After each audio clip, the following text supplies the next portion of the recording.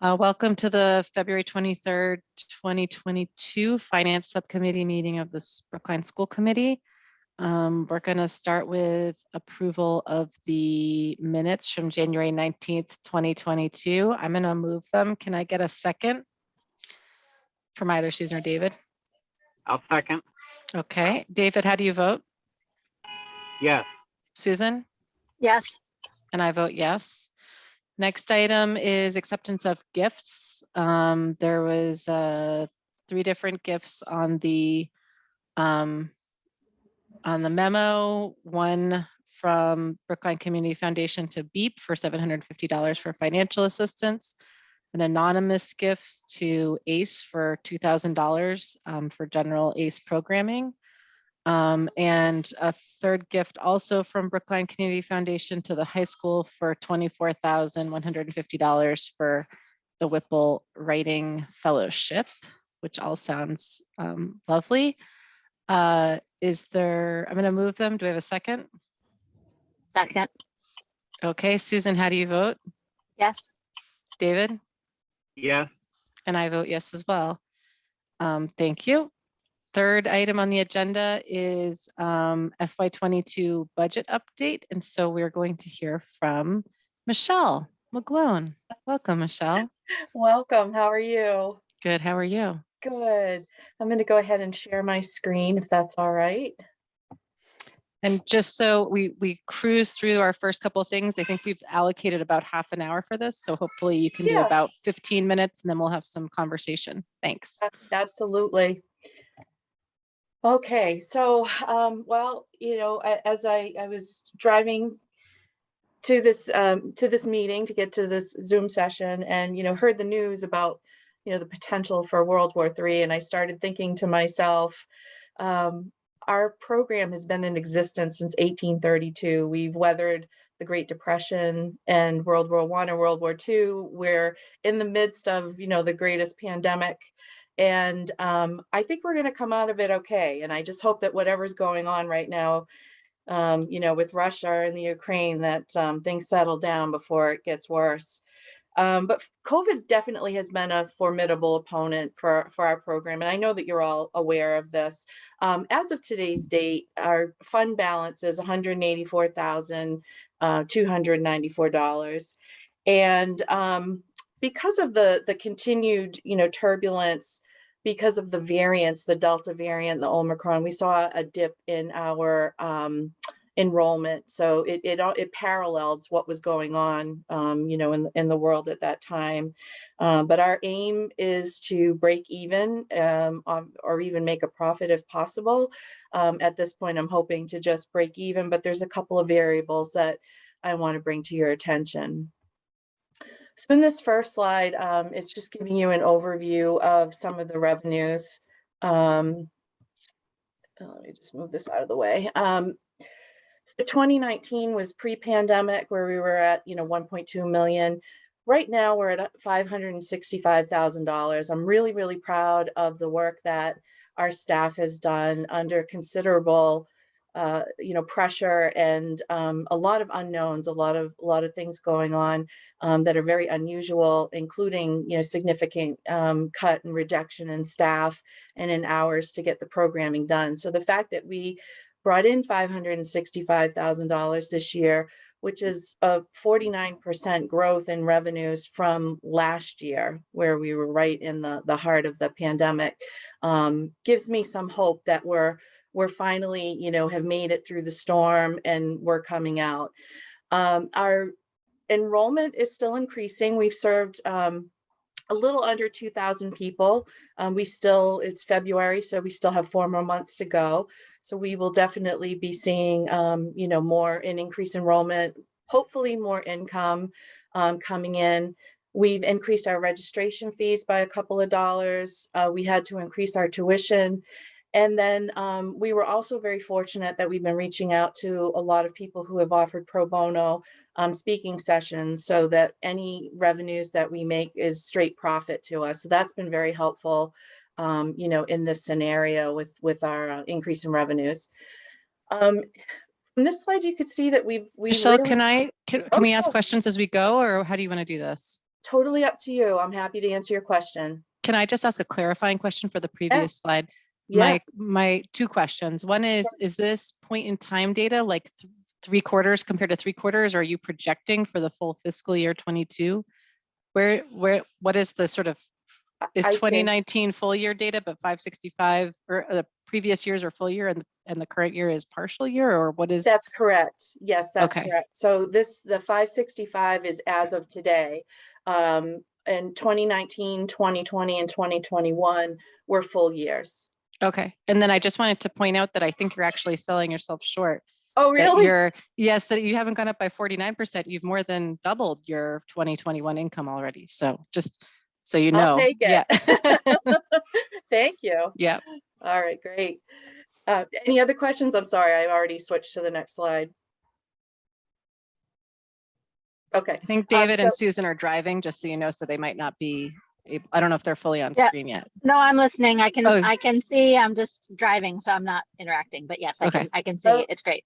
Oh, Okay, Suzanne has her hand up. Go ahead, Suzanne. sure. Yes, I have just a quick one, Michelle. Yeah. So again, on that previous slide, is there another term that's coming in yet? Or are you in your last term? Yes, no, we still have one last term. We have our spring session. Sure. Okay, And we're anticipating bringing in an additional $30,000, hopefully more than that. But you know, again, with COVID, it's so hard to project for certain what the numbers are going to be like. But I really get the sense that people are coming out of their homes more and more, and they're feeling more confident with, I believe Massachusetts now is like 80% herd immunity. Or that's what they're reporting in the news. So I'm hopeful that, again, more people are going to be willing to gather in classrooms.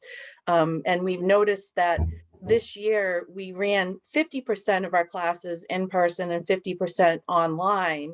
And that having the in-person classes has made a huge difference, especially being able to offer things in the Unified Arts Building, like pottery, you know, the wood shop, some of the art classes, the darkroom photography studios, things like that have definitely helped us.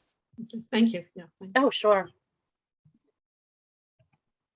Okay, so we've done our very, very best.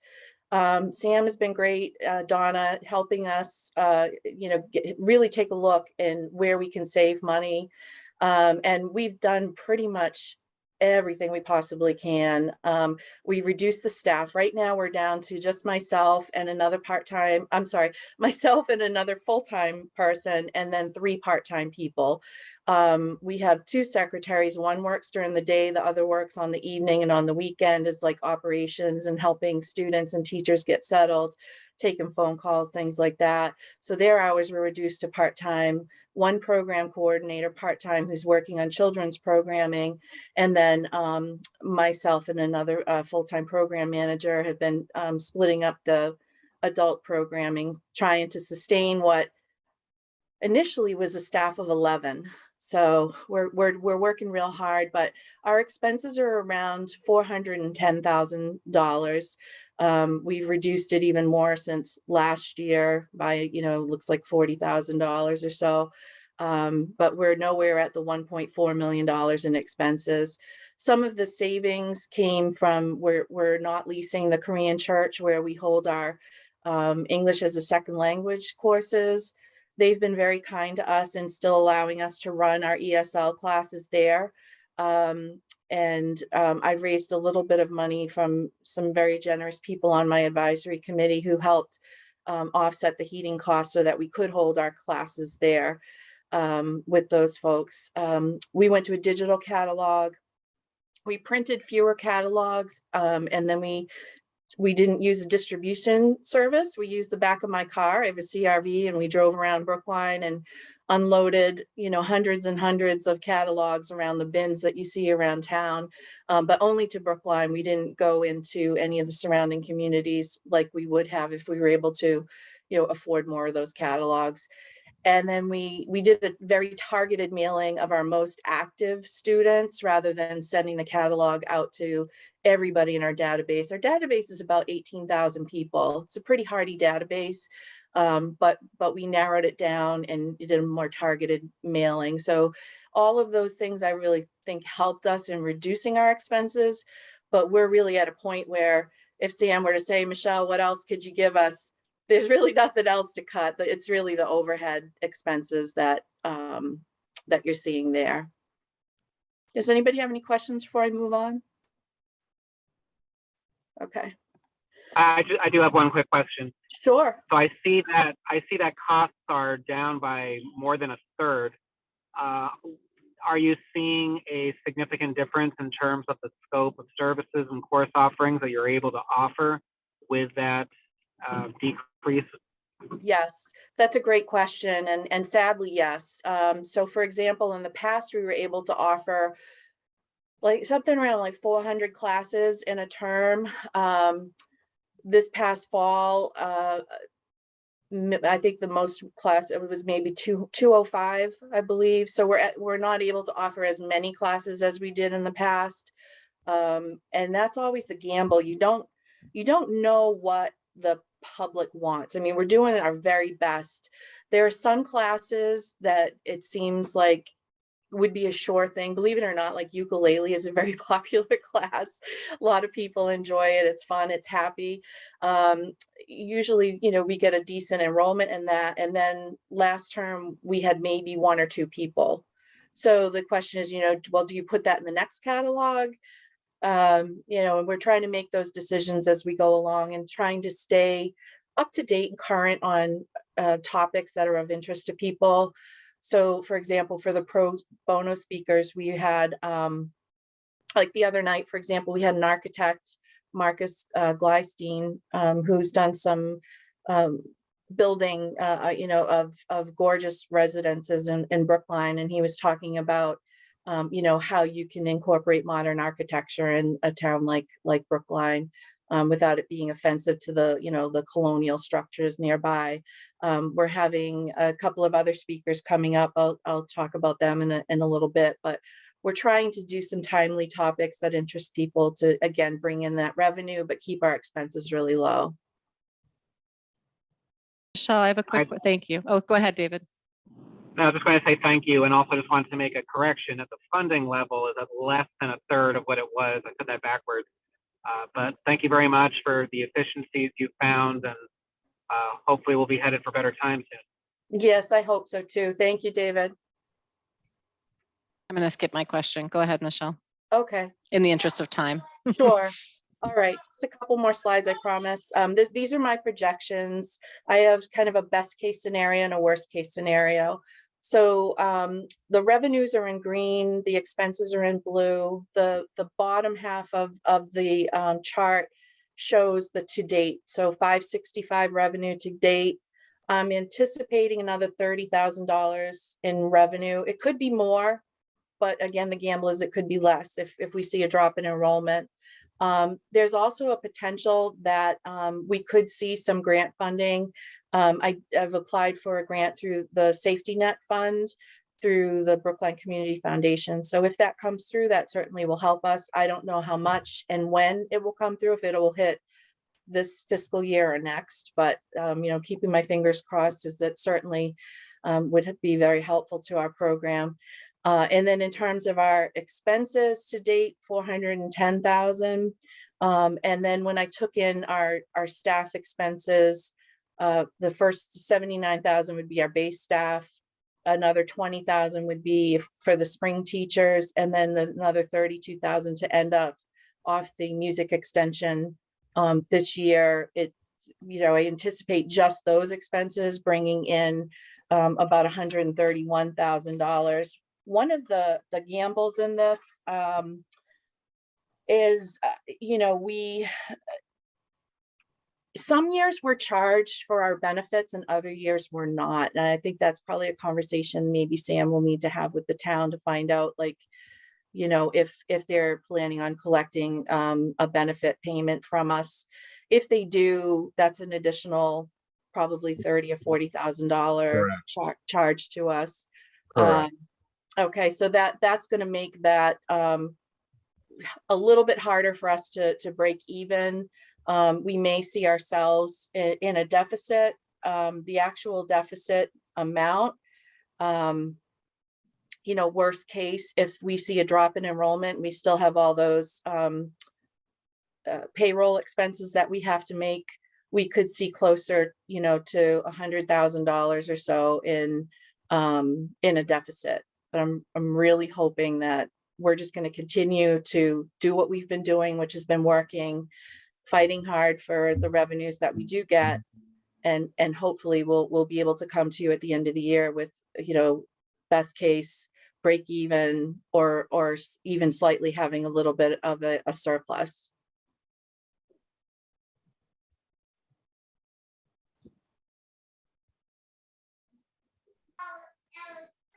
Do you want to keep going? Oh, I don't see any apologize. I questions. thought I heard somebody asking a question. It was background noise. Okay. One of the things just a few last slides, return to in-person summer children's program for us was huge. The kids in the center photo, those are the Brookline B-Bots. They call themselves the Bot Boys. They are the robotics club. It just so happens that they're all female. It's not an exclusive. Everybody's welcome to join. We partnered with them. They came in and taught a class for us this summer. It was spectacular. I was so impressed. And these are some of the pictures of the kids working on coding for their robot, and then building the robot and testing it out on those tape courses there. So I thought you might like to see. That's one of our new and very popular programs. That's been a great revenue generator for us. And then, returning back to in-person, 50% classes were online and 50% were in person. I tend to rely on the instructors to find, some of them were just very reluctant to come back in person. And, I'm going to encourage more and more, bringing us back to the building, being able to bring people together to collaborate and have a good time while they're learning something new. And then finally, we have two big events that are coming up. I just got some great news. Jordan Rich from WBZ is going to help me promote a special lecture that we have in a couple of weeks with Bob Sosi, who's the voice of the Patriots. Bob has agreed to speak again pro bono for us. So I just needed help with getting the marketing and getting the word out. And Jordan very graciously has agreed to do that. So it'll be my first time on the radio. So we'll see how that goes. But I really hope that we can get, a decent audience, even beyond Brookline as a fundraiser. I thought the Patriots, and kind of timely with the season just ending and all the controversy, be an interesting person to talk to. And then finally, we have one of Brookline's own, actually, Brookline High School graduate, Pratt Wiley, who's going to be speaking about voter suppression the following evening. So again, I'm hoping to get, some good play on this with a lot of Brookline people who know the Wiley family, or who might know Pratt. Pratt worked for President Obama and helped with the voter drive back during one of his elections. So I'm also hoping maybe I can convince Pratt to help me out with a connection to this goes out to shout out to Sam. I'm hoping to get, wouldn't it be great to get someone like Michelle Obama to come and speak, and that would turn our revenues around very quickly. So we'll see. We'll see. I'll make the ask. I can't promise that it'll come through, but I'll make the ask. And then this is where, so my big projection from last year was 30% growth.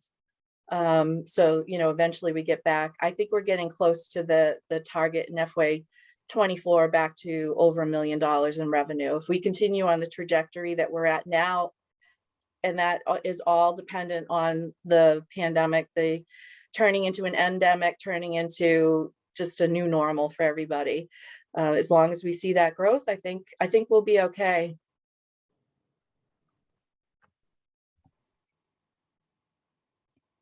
And that's it. I'm happy to answer any questions that you might have. Ellen, go ahead. Just a comment, not so much a question. First of all, great presentation, and thank you. Thank you for sticking it out and turning things around. Because last year at this time, none of us were happy campers. Yeah. And this is a much better forecast. If you can come out, even this year, we'll We'll be in good shape. You'll be in good shape and we will be in good shape.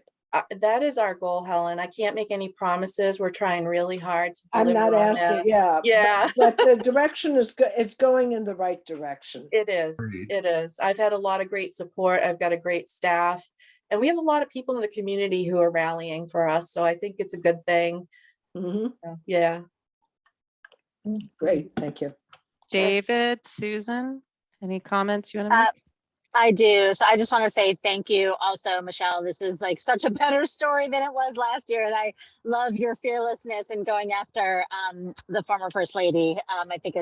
I think that's great. The only one comment I would make is more just for the rest of us, not so much for you, but I think we need to keep separate the question about benefits and whether or not benefits are properly charged to our revolving funds. I think that's kind of a little bit more of an accounting question. And so, as we think about your role, Michelle, and we think about your kind of mandate to keep the programs, I would like all of us to be able to say to you, that's what I'm kind of asking my peers, I'd like all of us to be able to say to you that that's not necessarily dependent on the benefits question, only because that's kind of a larger, it kind of gets picked up with larger accounting kind of realities about revolving funds and the consistency question there. So all I'm saying is that I think we need to separate that out, and I wouldn't want you to feel like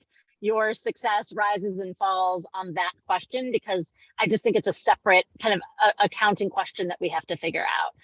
So all I would say is, like, maybe we can come up with something that's, regardless of that benefits question, just for this year, because we may need to charge benefits to this. I think we still need to kind of sort all that out. Does that make sense? I wouldn't want you to feel like, oh my gosh, we were so close, but then the benefits thing came and we failed. Yeah. That's not, it's not a managerial decision, it's an accounting decision. And yeah, so that's all I would want to say. I just want to say thank you. You've done incredible work, and regardless of where the benefits thing lands, you've done incredible work this year. Does that make sense? It does. It does. Okay. I'm anticipating that it's going to be collected. That's been my understanding, and I just wasn't sure. And at the time when I published the charts to you, I didn't include it there. So I wanted to mention, that I felt like that was a possibility, and that could increase that deficit if that happens. So yeah, I just wouldn't want you to feel like that success or failure is on your shoulders, because it really isn't. For this year, it's an accounting decision. So just thank you. David, do you want to make any comments? No, not for now. Okay. Any members of advisory that are here want to make any comments? Okay, I'll make some comments. Michelle, I thought I want to repeat what other people have said and just emphasize that it's great to see the change in the trajectory from last year to this year. And I feel like we were all sort of in a different mental space last year, and you've done such great work in turning us around and thinking about the trajectory. I'm definitely, I agree with Susan that we need to sort out the question of applying benefits to revolving funds in a different place. This is not you don't have to deal with that. That's a much broader question. But it does tie into sort of some of the things that we talked about last year too, which was thinking about how you calculate costs for programs, and how for example, how you calculate your overhead on your programs when you decide. Earlier you mentioned the ukulele class, and there was only 1 or 2 people, and the question I was going to ask earlier was, well, did you cancel the class? So yeah, you did, right? And so we how did, those, unfortunately, we couldn't afford it. So just those kinds of things, right? About how you're going from like operationalizing some of these decisions to turn it into a profitable situation that allows you to thrive and also offer programs that are well attended and so forth. Yeah. We sat down with Sam and Leslie and Donna, and we looked at a formula that we can apply to each course. Frankly, we have to look at it course by course by course to see what is the minimum number of people we need in order to run the class. If we don't hit that number, we don't run the class. It's been hard. It's hard to say no to, $1,000 in tuition for a class, to let that money walk away. But if you're going to end up in a deficit, because it's not going to, I think you know what I'm saying. It's just you have to make the hard decision, and you let the person know we greatly appreciate your interest. We hope you'll continue to come back to us. We'll try to offer this again. Can we interest you in another class that's similar, that is definitely going to run, that kind of a thing. So we're not running classes at a loss. That's great. And it's all a work in progress, as you said, and this is a huge improvement. The last comment I would just make is on the last slide, you presented the forecast revenues, but I would imagine that there's increased expenses that go along, like you're not going to be at the steady 410,000 that you're at now. So thinking again about what not just the revenue is, but how you continue to sort of rebuild your reserve fund. Not just if you go back to the 2 slides forward, if you don't mind. I think it's 2 slides. No, you're going backwards. Go forwards to the very last slide that you presented.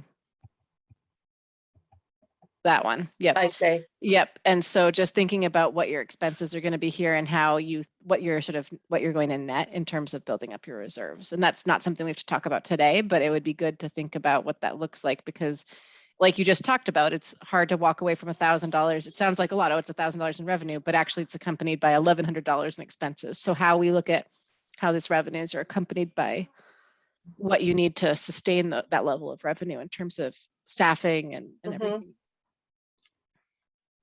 Yeah. Ben, I see your hand is up. Thank you. Thank you, Mariah. Excellent presentation, Michelle. Thank you. I guess you ended up in the middle of the storm and you've come out the other side. I hope so. I hope so too. We all hope so. We're all living in the same storm. I did wonder whether over the course of the last couple of years now, you determined new directions that you hadn't seen before because you hadn't had the viewpoint you had beginning in 2020. Whether these, of course, as an advisory committee member, I'm wondering whether these directions might possibly have to do with increased revenues, of course. So something that I have noticed a trend in pop-up events, that there are, a lot of people aren't looking to plan things out long term.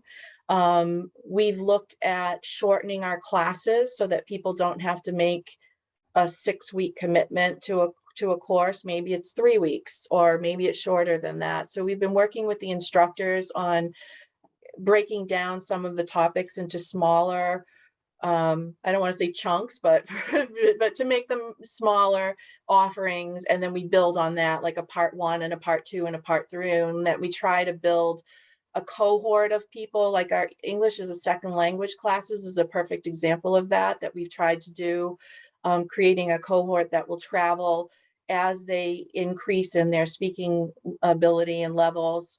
That they go as a group together. So we are almost guaranteed that revenue as we go forward. We know what the set expenses are. Is that getting to what your question was? I apologize. Yeah, that's where my question is going. What kind of, you're thinking about innovations Yes. that you've been compelled to adopt and that you might take on after we get through endemic and whatever comes after that. That's what I was asking. Good. Thank you. Yeah, sure.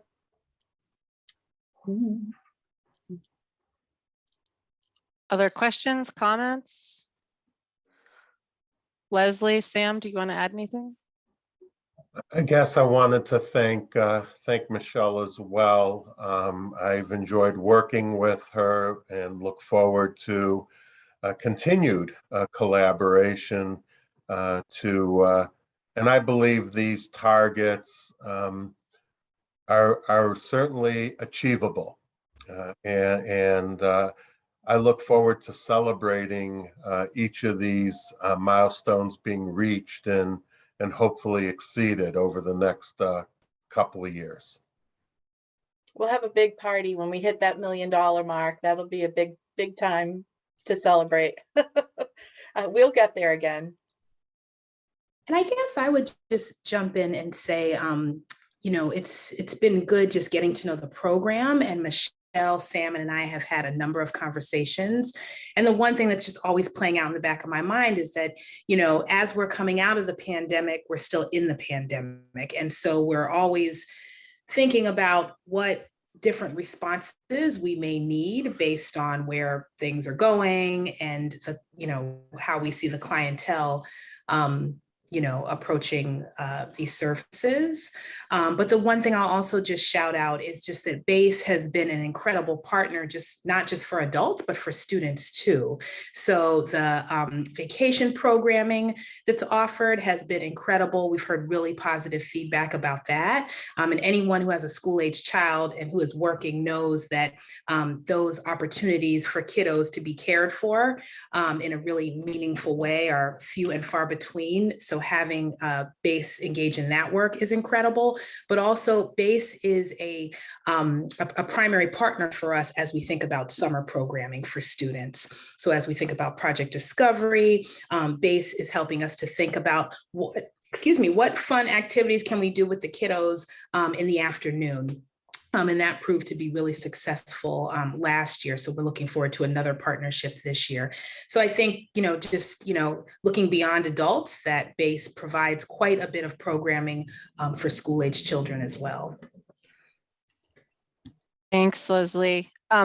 This isn't related to finance, but I did just want to note that when you presented, Michelle, on that coding program for the summer, it made me think of our discussion last week in full school committee about science programming and the question I had about coding, and the response that Emily's response that perhaps there was opportunities to expand coding. It made me think about the interplay between what BASE is offering and the school year daytime programming, and how they might be supporting each other. Any last questions before we move on? With gratitude and thanks to Michelle for being a superhuman in the middle of how many days did you start before the pandemic? It was literally, like 2 months before the pandemic. So this has been my life, but I've got a great staff, so I'm very lucky. That's wonderful. Well, Yeah. Thank you. Thank you so much. Thank you. And you're welcome to not stay if you don't want to stay, of course. Okay. Thank you. Thanks. All right. Bye-bye. Bye. Okay, next up on the agenda, updated budget calendar. We're going to go to the FY23 budget update. I'm going to quickly show just an updated budget calendar from with just some upcoming meetings, just to refresh people's memories on where we're at and provide some new information. So we're here right now, non-personnel budget. Next Wednesday, a week from today, we're going to be doing first part of the personnel budget, and we'll be continuing that on the 16th. The school's subcommittee meeting has been scheduled for March 17th, 5 to 7 p.m. So the day after our third finance subcommittee meeting, we'll go straight over to schools. There may be, depending on how this goes, there may be a second meeting on the 23rd, but right now, for now, it's just the 17th. And then, as discussed before, full advisory is March 31st for a preview, April 7th for a vote, and then the select board is tentatively April 12th. So the new dates since the last time we presented are this date and this date. Mariah? Yes. It's Carla. Just to make a slight correction, I understand there's a school committee meeting on April 7th. So that date has been tentatively changed. The final vote of advisory has been changed to April 5th. Ah, okay. Okay. I feel like there's another conflict on the 5th, but anyways, I will If there see. is, I don't even know figure it what's going on. You've got, okay, so I'm going to update my slide with the 5th, but you heard it all from Carla first. Okay, so that's the update on the budget calendar. And now we're going to go to review of the non-personnel budget. And I think Sam is going to lead that conversation. Thank you. And Kiana's going to drive the PowerPoint. So if you can share that, and then we'll walk through. Okay, if you want to blow that up to full screen. There we go. Next slide. The agenda, and we talked about base already. We're in the second bullet, and then after that will be financial assistance program. Next slide, or actually skip, and then the next slide. All right, thank you. So the starting point here, envision this as we're at the top of a pyramid, and I'm going to try to get us down to the bottom of the pyramid through this, or at least close to the bottom of the pyramid. And so the top of the pyramid is the current year that we're in, which is fiscal 22. Our non-personnel budget totals $15,983,584. Next year's preliminary budget for non-personnel is $16,866,691, roughly roughly a $900,000 increase year over year. Next slide. So this is blocked pretty well, but I have my own PowerPoint on another screen that mirrors this, so I can, hopefully you all can see it. Here, I've identified 6 major categories that comprise roughly 80 to 85% of the total in the previous slide. And they're in descending order based on monetization. They go out of district tuition, total transportation, that's regular and special ed, pre-K to 12 curricular materials, special education supplies and materials, technology leases, and contracted cleaning services. And the bar chart above just gives you a different look to show the blue is the current year, the red is the preliminary next year. Next slide. And so here, and again, I'll just follow along on my computer. We start with out of district tuition. Now, 2 things that are notable. One, the numbers are exactly the same year over year. So you're wondering, first of all, well, costs aren't going to be the same. What are we doing? And what I would tell you is the larger part of this is you are right. There are projected increases in out-of-district tuition. I think a bellwether, even though Operational Services Division, who oversees a lot of these out-of-district tuition places, schools, they're called Chapter 766 schools. They say the increase is going to be roughly 3%. What I would tell you is that's for schools that don't ask for an extraordinary relief increase, and lots of them do. And so factoring that in, I would say 5% is the new 3%. And 5% of roughly $5 million, 4.85, is roughly $250,000. So what I will tell you is, no worries. I didn't lose my mind. That money is projected to be added to circuit breaker funding under the Student Opportunity Act for F23.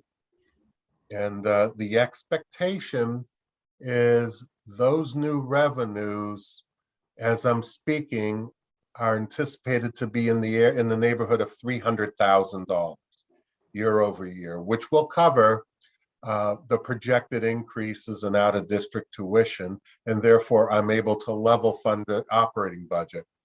What I would like to point out is, as you can see, 90% of the dollars are in private Chapter 766 schools. Those are like Kennedy Day School or Learning Prep, to name a couple. Great schools, not a problem, but just to point out, as it generally goes, residential schools are the most expensive. We have very minimal amount of placements there. Non-public are the next most expensive. Collaboratives are less expensive still. And then tuition out for schools, like if, example, Newton offered a program in district that would be out of district for us, those tuition dollars are less still. And so this just gives you a flavor for where those roughly $5 million, what kind of places or organizations those monies are going to. And again, the total number of placements are approximately 80. So 80 students out of the operating budget cost us $5 million. Let me be clear. What's not shown here is approximately another $3 million, or so, are charged to circuit breaker for out-of-district tuition. So out-of-district tuition in total cost about $8 million, or roughly $100,000 per pupil. And again, that varies, as high as maybe close to $300,000 for a residential placement with severe medical issues, to as little as maybe 15 or 20,000 for another public school district that we're sending a placement to. Next slide. Does anyone, I think people probably have questions on that one before we go on. Fine. Go ahead, Helen, is your question on that? Yeah, it's a quick question, just clarification. The tuition to Massachusetts schools, is that for charter schools or is that? No, charter Okay. schools would be on the cherry sheet. So Okay. that is charged directly to the town. Same as choice. If there were any choice or charter charges, that's not borne out of our operating budget. Okay. Then what is tuition to Massachusetts schools? Again, I gave you an example of that. Oh, if a district had a program. Okay. Right. So like Helen, we have a couple of students in Boston Public Schools. Okay. All right. Can I ask a couple questions too? I have two questions. One is really just more a confirmation, Casey, that you're expecting you have no sort of anticipation of specific students coming in or out, or overall change in the total number of students that would cause, like the 80 number is what you're still expecting for next year, and the same rough mix of students placements? Yeah, the short answer is yes. So we every month look at our numbers and look at who's aging out.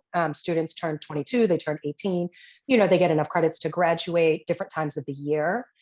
We also have students who've been out of district for quite some time who are ready to come back to the high school. And so it sort of evens out, if you will, throughout the year to about 80, what we're predicting for next year.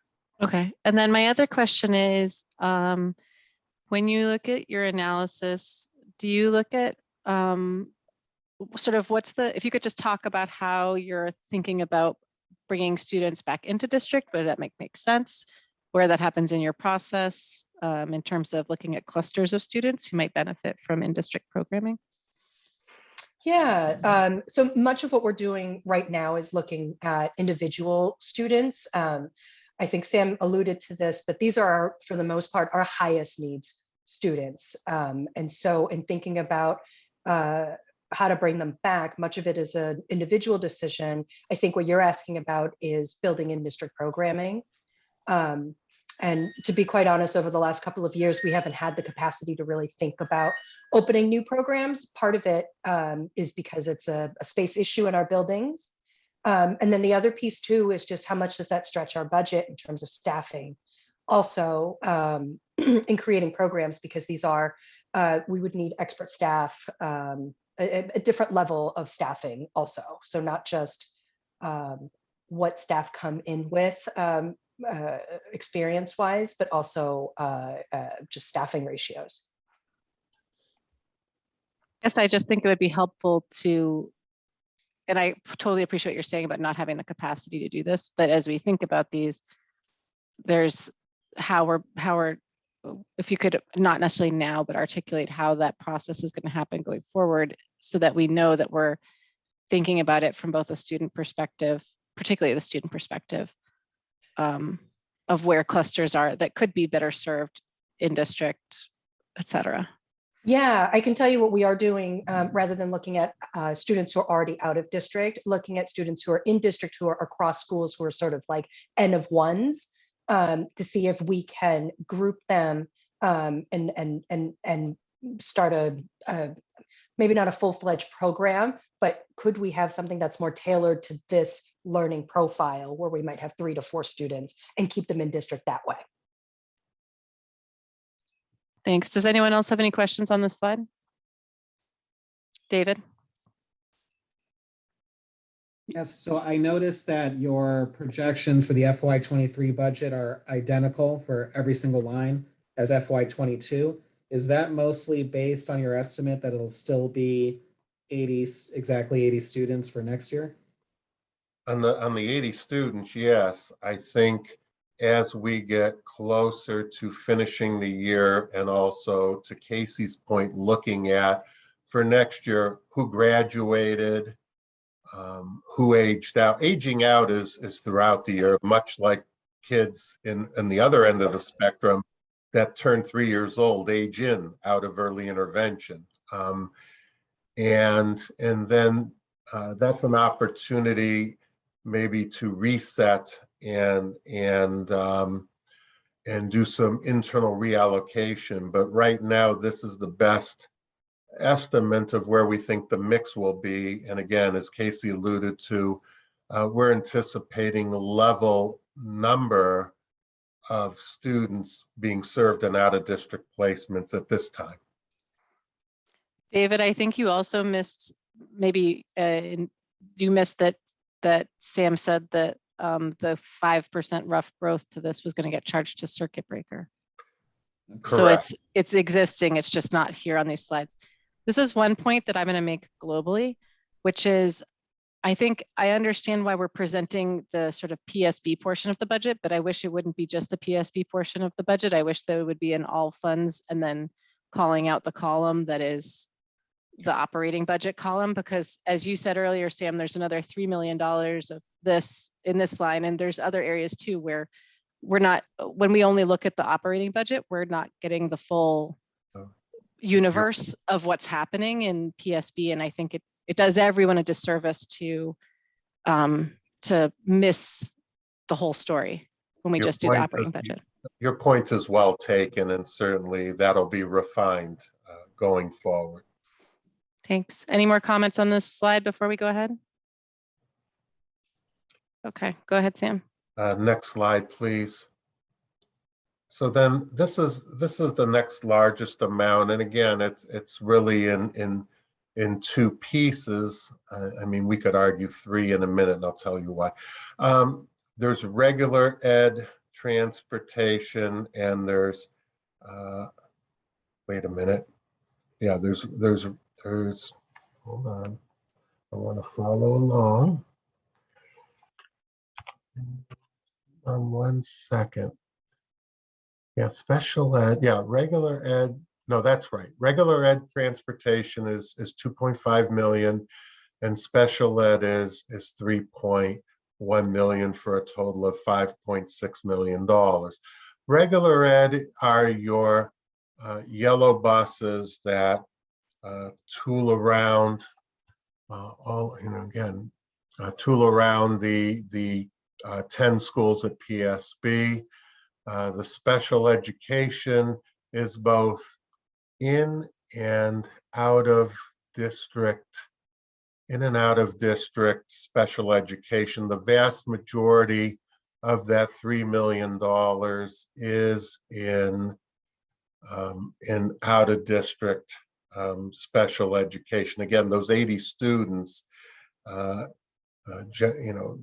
it costs, in some cases, almost as much as the placement per day for a student to be transported. And again, next year, special education, regular education, we have a fixed contract with Eastern Bus that is believed to be, I think, level funded. And special education, I think there's a nominal increase in one, and in the subcategories again, for special education is in and out of district and these subcategories, and I want to get into if you'll indulge me in my apologies, I want to get into another spreadsheet that I have that will, here we go. And again, my apologies. I just want to be as granular as I can where it's necessary. So I will do that. All right. That's what I thought. Let's go. Can you go back 2 slides, Kiana? Okay, as will I. And so again, indulge me. Hold on. Yeah, that's what I thought. Okay. So transportation, you can go forward 2 slides. And my apologies. It's an oversight on my part. What you see in that second number is the entire sum total of transportation, $3,092,942 and $3,117,402 is the sum total, not $5,006,000, not the other number. Of the $3,092,942, special education comprises 2 million. That top number is special education. 248,9,102 is special education. The balance, which would be 603,000, and we'll correct the slide, 840 is yellow buses, which is elementary, and homeless and foster care transportation. That is the cost of regular education that's borne by the budget. Again, looking at the same for F23, again, the total is for special ed is level funded because circuit breaker will pick up that increase with, in fact, the 300,000 that I spoke of is solely due to the doubling of from 25 to 50% of the reimbursement of the cost of out-of-district transportation in circuit breaker. And so that's why that's level funded. Regular ed transportation is the delta, or $622,300. And again, that is largely, and the increase there is to Eastern Bus of $10,800. For the yellow buses, we run 5 of them district-wide that cover our high school primarily and some limited K-8 runs. What does that represent in terms of a percentage, Sam? If it's 10,000 over 600,000? No, well, 10,000 over 407,040, because that's just the Eastern Bus piece. That represents a 2.5% increase year over year. Thank you. Again, we'll correct that slide before this gets put out. Susan, go ahead. Are you done, Sam, on transportation? Yes. Because I had a question. Okay. Sure. So first of all, thank you, because I was very confused about the 5. You're muted, I think. Sorry, my There we go. sorry, my earbud died. is very helpful. Thank you for the clarification. For the regular ed question, we often get the question of how much of that is mandated and how much of that is elective. So for example, we've run the South Brookline bus service for the high school, which is not mandated. It's a benefit to our South Brookline families. Sometimes we offer transportation to families in the K-8 selectively, depending on where they are. Sometimes it was very rarely mandated given sort of our policy. So I think one thing, we don't need it this minute, but we will get the question typically of how much of the regular ed transportation is mandated versus how much of that is sort of discretionary, if you will.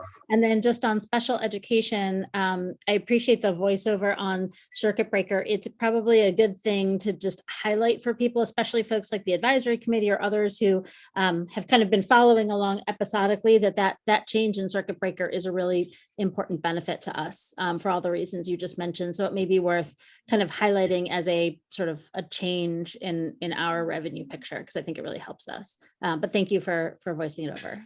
Sure. Ellen? Does this transportation also include the Metco buses? It does not. That is funding. Again, that speaks to a Mariah point, which is well taken, is the entire Metco program, which the budget is, it depends on the size, it's all grant supported. Yeah. And depending on the year, that grant can range anywhere from 2.3 to $3 million, but embedded in there is the cost of transportation, and so it's solely borne there. But that number is not inconsequential. It's in the $300,000 to $500,000 range to transport the roughly 300 Metco students from Boston to Brookline and back. Right.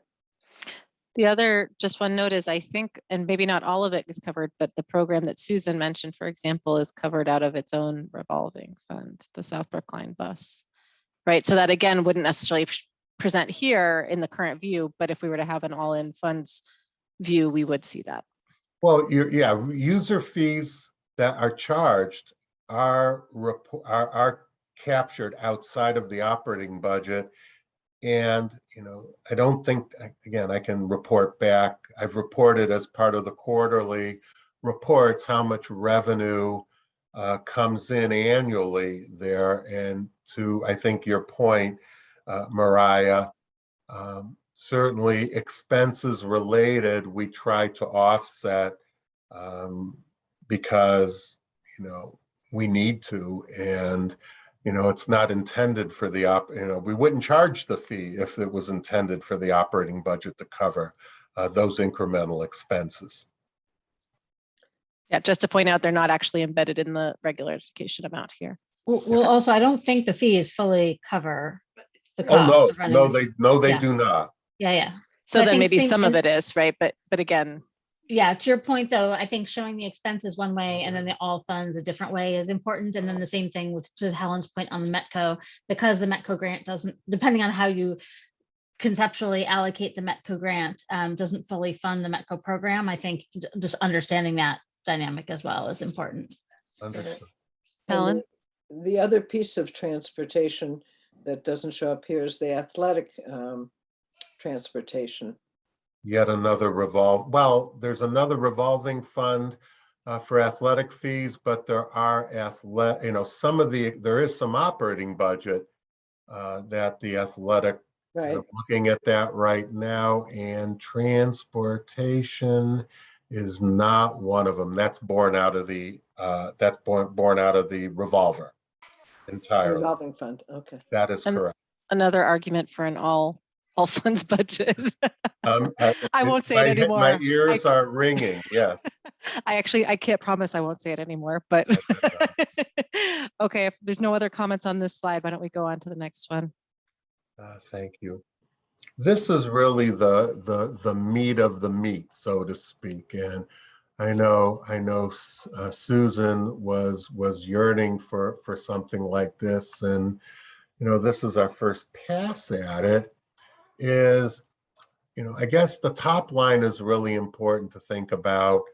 Brookline does a I think a pretty nice job of investing in curriculum, and it's borne out. Again, I'll speak to year over year, and then we can drill if you want. And Leslie's here to bail me out too. But the current year is $2.51 million across what you see. What isn't included, and again, this is where Mariah will keep ringing my ears, is 280,000 you really need to add to that, and that's what's funded under ESSER 2 for curriculum. And so, truth be told, the 2.5 in the current fiscal year, just so I'm confirming. That is correct. Yeah. Okay. That is correct. So really, you're close to about 2.69 to be exact. And then 2023 has no ESSER money. It's all, and it's up to, or 2.79, not 2.69, 2.79, and now it's going up to 2.89. So it's true growth is $100,000 new money, and the other 280 is a reallocation of funding source. And then what you see across all those categories, and again, they're K to 12 unless otherwise noted, clearly, are as indicated. And if there are any specific questions, I'm going to defer largely to Leslie, but that's how it's laid out.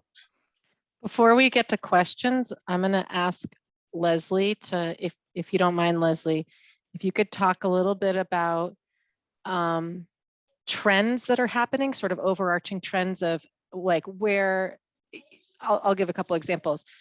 The overall, I think the $100,000 is roughly a 3%, 3.5% increase on supplies. So that might just be straight inflation. On the other hand, there might be other trends happening here that it would be helpful if you would just sort of talk about, like I see math is going down, why that is, why science is up. And if some of that is just because we parked money over in ESSER and so it's not a real increase or whatever, just if you could talk a little bit about some of the trends before we get to questions, that'd be great.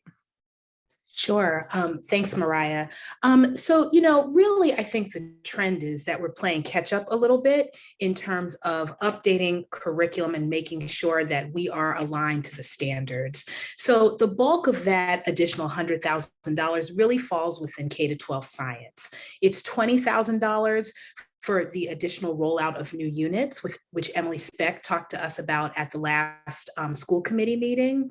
And then the remainder of the money is really going to science at the high school. And that has to do with wear and tear on materials. There are several new programs, the changes that we're making to physics, the simulation lab require, in addition to the wear and tear, require some new materials. So that's really where the funding is going. And I think that, for instance, I think ELA is pretty caught up. I think there were numerous years where we really invested in ELA materials, programs, curricula. And then math, we really have been doing our due diligence with that over the last couple of years, and that's why the funding didn't go up there. But science is a place, in K-8 especially, where we really need to get some alignment, which is going to cost us some money. And then again, most of what's at the high school has to do with materials, replacing consumables, replacing materials that just are, have gone through the normal wear and tear, and then updating for new programming there. I'm going to ask two more questions before we get to two more clarifying questions. One is, so is it correct that I just understood that the extra 100,000 is going towards science specifically? And does that mean that we don't have any general inflation built into this materials budget in a high inflation environment? Essentially, are we shorting ourselves by, are we expecting to then have like lesser purchasing power next year because we have level funded some of these budgets? That's my first question, and I'll park that for a second. And then I'm gonna ask the second question is, Leslie, Gabe did all that work last year. Gabe McCormick, who's, he was a great collaborator with Mary Ellen and I, and Jim Marini last year in developing that really wonderful articulation of the cost of materials and supplies. And my question is any of that knowledge and development, was it used here at all, or is that not necessarily being used going forward? Yep. So I think I will defer to Sam on the inflation question. We definitely referenced that, and we did go through exercises with the coordinators just to talk about what is a want and what's a need. And so again, we did, Gabe shared the work that was done, and we did use that as a reference. But I think for all intensive purposes here, what we really focused on is where is there, just for lack of a better word, a gap that we need to make sure that we have funding so that programs run efficiently and effectively, but then also so that we can get ourselves aligned and make sure that we're addressing the standards. Does that answer the question, Mariah? It does, but it would be helpful to understand the inflation too, because my concern is that wants versus needs are all well and good, but if you have wanted yourself into a dollar amount that then inflation only lets you buy 90% as much as you did last year, then you've actually cut yourself significantly short. I guess the only thing I would add, and I don't disagree that inflation is real and it's a driver.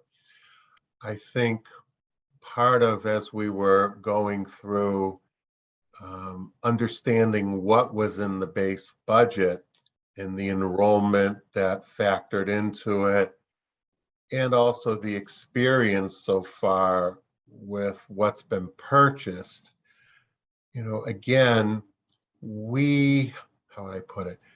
I work closely with Leslie and the coordinators. Nobody at this budget cut, at this preliminary level, with projected enrollment, as best we know it, nobody has been denied. Even factoring in what we believe will be a price increase. As I understand it, these funds should be sufficient. Again, Leslie and I hope we're not wrong, but that's what I could tell you at this point. Helen, I saw you have your hand kind of raised. Yeah, thank you. You're very observant. Thank you for that. Actually, Sam, I have two questions. I wanted to follow up on what you were saying.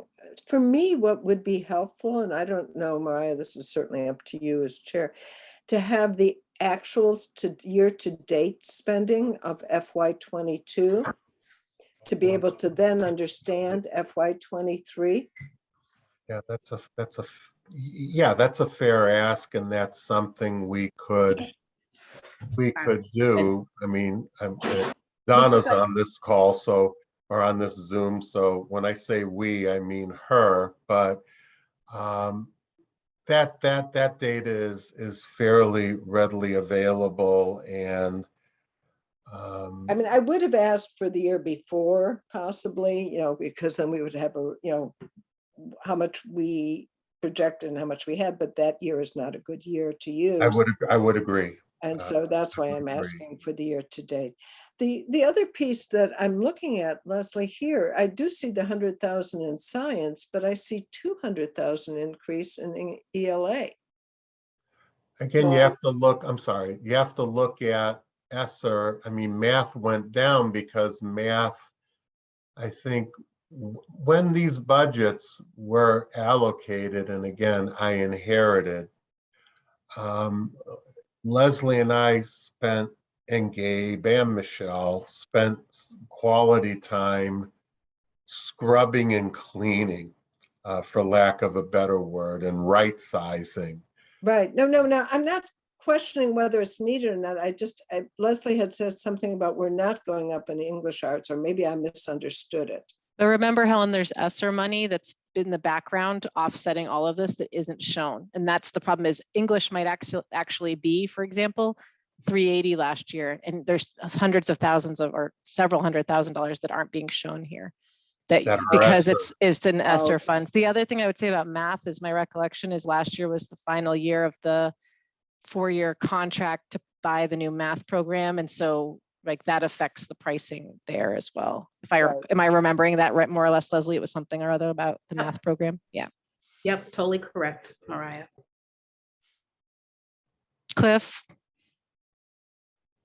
Thanks, Mariah. So this conversation about the ESSER money and Mariah's earlier point about showing all the different columns, it would just be helpful if, at least for this one slide, we could get something that makes it more apples to apples by adding in what the ESSER money is so that people can actually see the year-to-year changes. Sure. No, So yeah, whenever you have the chance, they're just, no, understood. No, that you're Yeah. right. I think Okay. I want to comment, just one reply to that one comment, which is Sam and his team and Linus are working on what we're calling version 1.1 of the budget.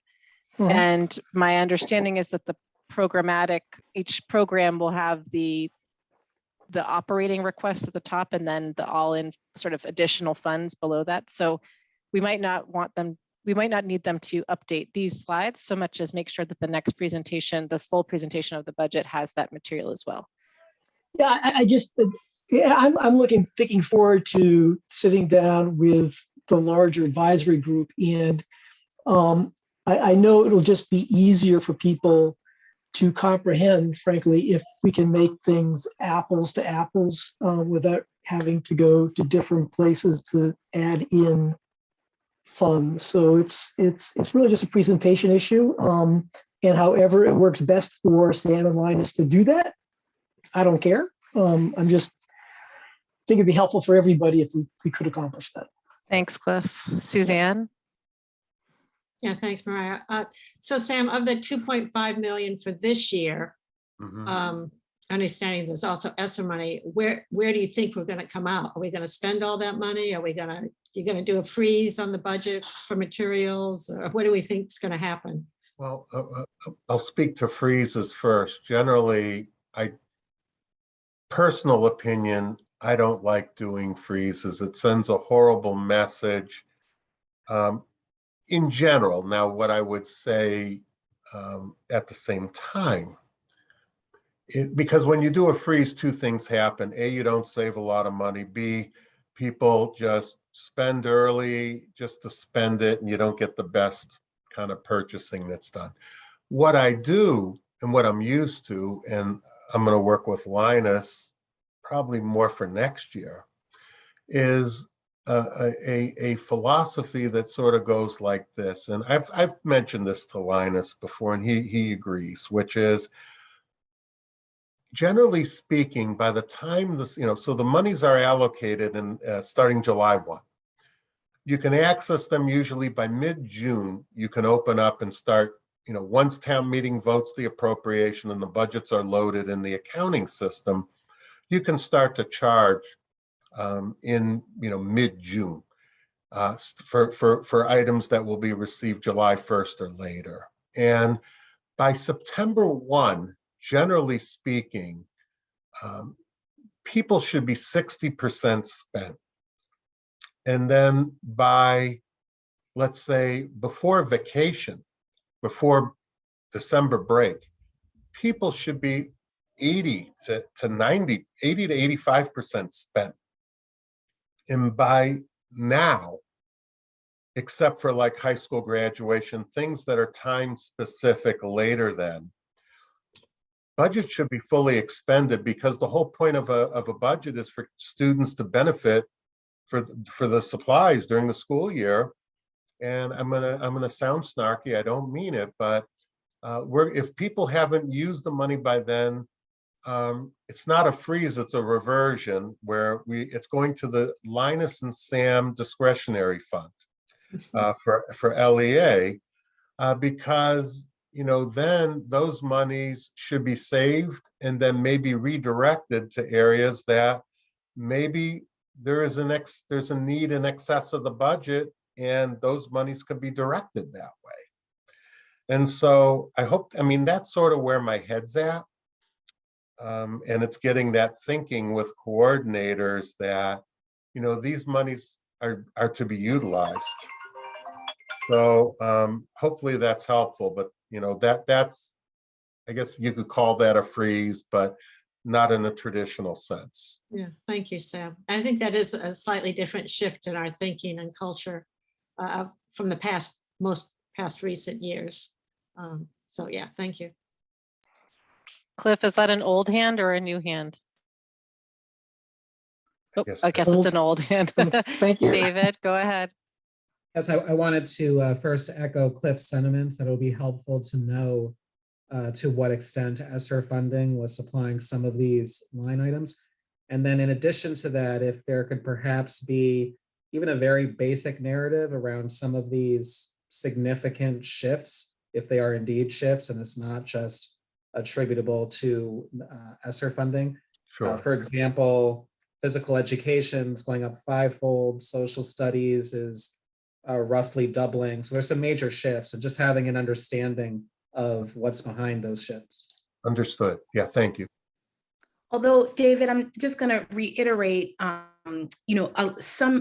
in many of those areas, it looks like a huge shift, but it's really not. It's because it was supplemented with ESSER funding. Really, the biggest shifts are, or quite frankly, really the only shifts are in science.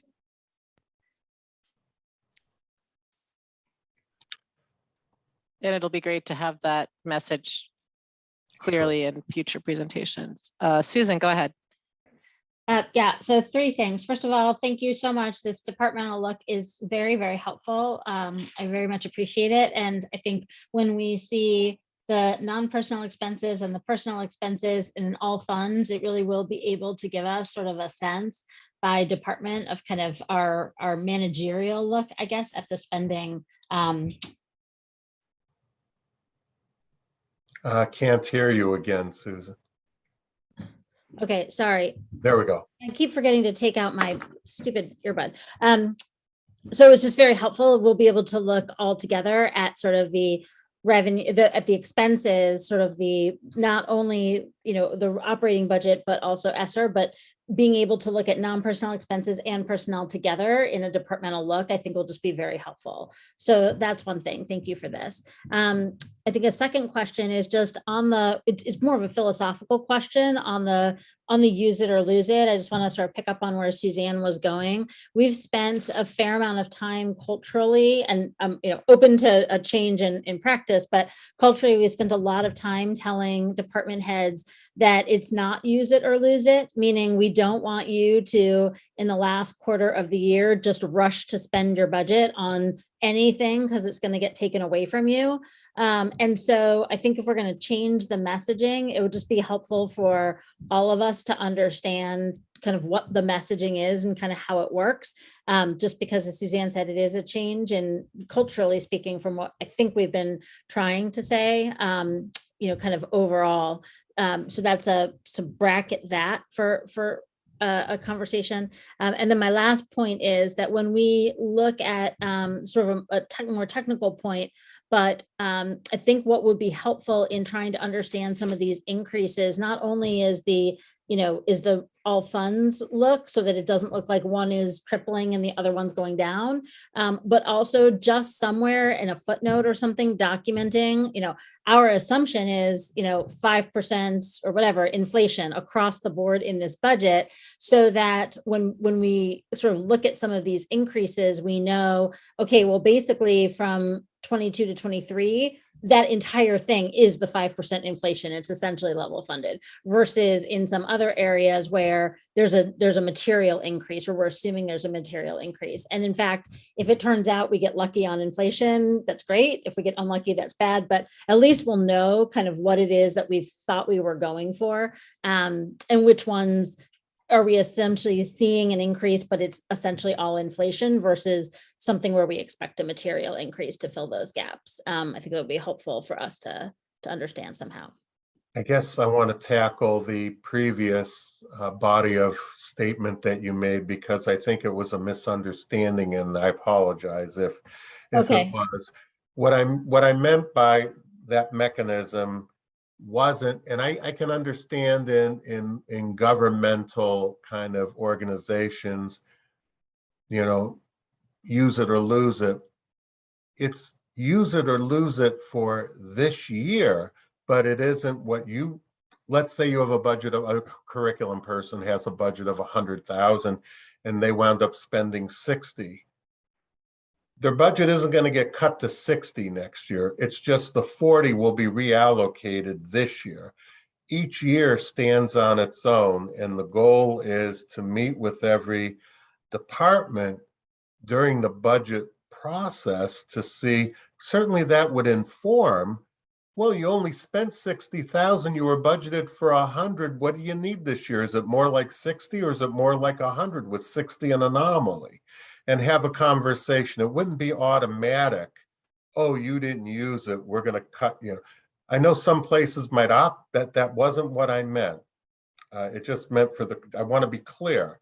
It was just, you know, if students don't get the benefit of it, and we're talking already after February vacation, to I think your other point, we don't want people spending the, you know, in that example, oh, I got 40,000, Sam's going to cut my budget to 60. If I don't spend it, I'm going to buy stupid stuff, you know. No, and the people wouldn't need to do that because we wouldn't do that in the subsequent budget. I want to be sensitive on time. Yeah, no, And that makes since you're total both in sense. agreement with each other, yeah. Let's keep going, because I want to make sure we leave enough time to talk about some of the stuff at the end here, and also leave at least 15 or 20 minutes to talk about the financial aid policy that we had talked, that's on the agenda. Well, this is the last slide before financial assistance. So can you go back to your overview slide where you had 6 different large driver? I think oh, it's yes. slide 5. Yeah, let's go back. Thank you. And I'll do it on my bigger screen at home here.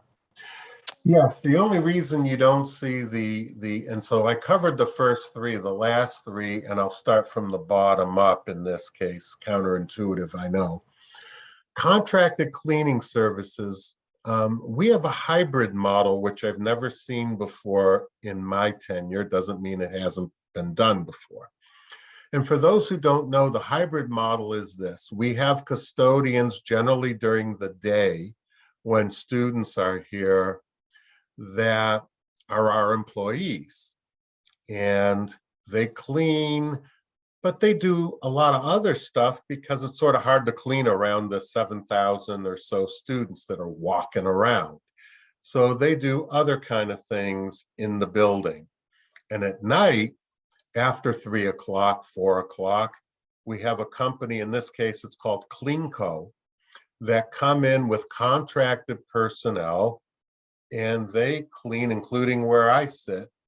They come in and their primary purpose in life is really cleaning. And that's what they do. And that cost this year is budgeted at a little under $670,000. Next year, given where we think the contract's going to run, I think part of this too is factoring in some of the increased square footage that they'll be cleaning with the new buildings, you know, STEM, 22 Tappan. That's where you get 700,000. I'm happy to answer any questions, but that's that line. Last year, when we talked about this line, there was this exact question about the additional square footage of Tappan that was only a half year this year, but was expected to be a full year going forward. And I guess I'm gonna throw out there again, my concern that does this reflect the full additional cost plus inflation? Because there was the cost, and I want to also, and perhaps this also ties into the other question of what were the actual expenditures, to Helen's point, this year, and were we tracking where we thought? Because my recollection is that from FY21 to 22, we increased the budget here by a substantial portion, like over $100,000 possibly. Okay. If I'm remembering correctly, I don't have the dollar amount here in front of me, but I'm just going to flag that as like something that would be helpful to understand more about that. And I'll circle back to Matt Gillis, but I did coordinate with him when we developed, or I developed that price point. Just a clarification, if I'm remembering correctly, I think Mary Ellen, when she did the budget for the last couple of years with the old Lincoln School. She included that custodian for the 22 Tappan. So that she included in the old Lincoln School so that that could be transferred. That into was our in the budget. staffing. There was both. We had agreed to add a half a custodian last year, and then we agreed to add a full custodian for this year. Okay. I should say a half custodian for this year, reflecting the half year of using 22 Tappan, and then there was supposed to be a full custodian, which I don't think even made it into the budget this year. And that's in addition to the contracted cleaning service cost that is reflected here. Those were actual FTEs and not non-personnel. Am I remembering right, Susan? Does that sound Yeah, right? Mariah, I would just suggest in the interest of time, if we could get Yeah. a very, very simple little chart of like, the last couple of years and then FY23, the in-house and then the outsourced FTEs and budget, like, it only needs 9 cells, but I think it would clear up a lot of confusion because I also have heard that the cleaning service hasn't quite kept up. And I think it was for the reason that you just said. So I just want to make sure that the increase is enough. And I'm going to say that for Sam, all of these, they should end up in the budget book because this is the kind of content that people want to see historically to understand the trends and everything else. So when we talk about budget narrative in the budget book, that's the kind of thing, not that it's going to be a slide or you're going to send it to us an email afterwards, but hopefully it'll show up in the book itself. All right. Thanks. Do you want to go on to the leases? Yeah, next to the bottom, and I've got some, I like to think good news with respect to how we approach technology leases. I've been working with Feng Yang. Right now, that's level funded because the belief is that that budget is sufficient given the mix of leases. Again, there are not just one lease. We have multiple leases. They run 4 to 5 years, depending on the lease. And, that's that $1,042,110. What I've become aware of, at least in Brookline, and that's, I've had some experience with leases more, not so much in technology, but leases are leases in some respect, more copier leases. The technology leases, the latest batch I got to see, they're, again, a 4 or 5 year lease, depending on the type of technology, and they have a $1 buyout. But then, generally speaking, most of the equipment we lease after 5 years, again, sort of tongue in cheek, they make for nice door stops or paperweights or whatever. And at that point, you're paying the most amount of money. The only reason you do a $1 buyout is if you plan to keep the item after the lease. And so what I'm used to for things like this is what's called a fair market value lease. And fair market value could be anywhere from 10 to 15 to 20% of, depending on the type of technology and, and its useful life and whatnot. And so I shared that with Feng, and Feng shared that with Apple. And Apple came back and said, yeah, you're sort of right. And so I guess now that you asked, we can tell you that we can give you a guaranteed buyout value for this stuff, should you choose not to want to keep it, and give you like cash money for the stuff that you're leasing. And so I'm waiting to get that number, but the good news is it'll be substantially more than zero.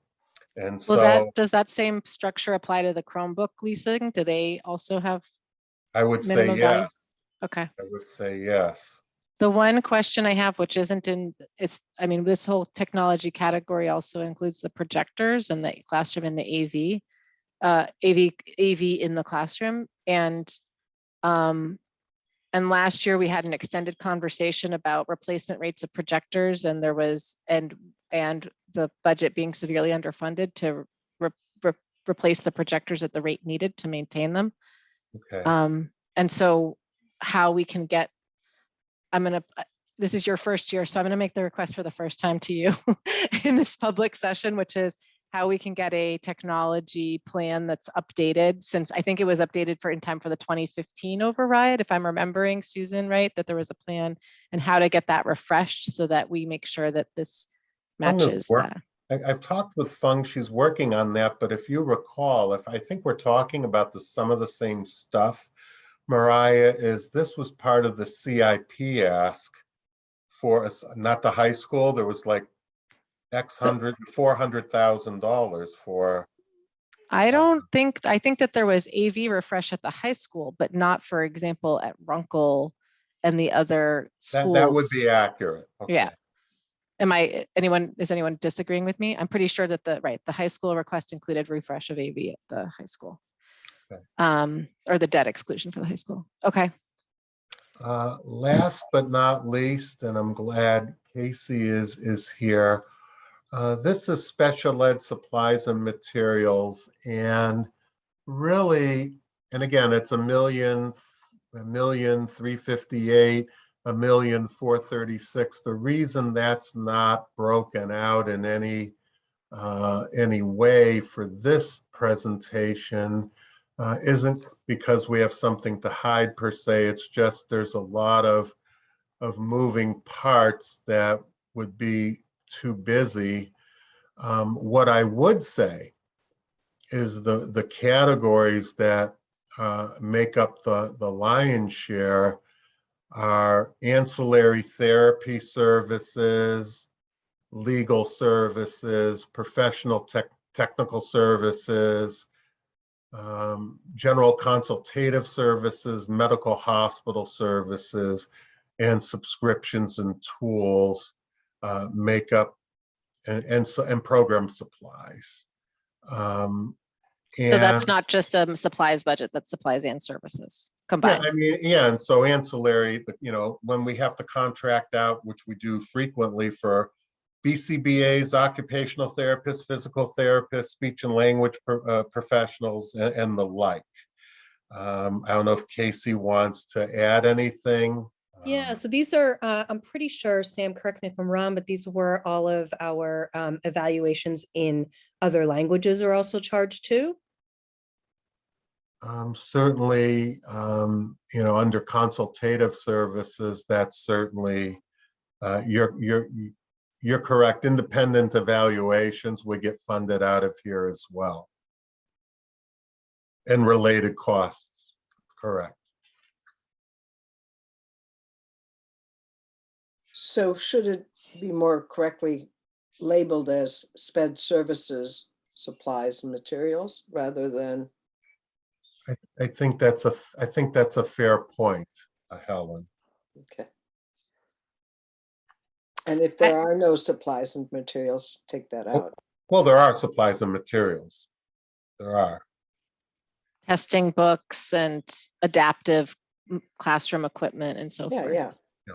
Can I ask a question about something that's not on here? Sure. It's on general consulting.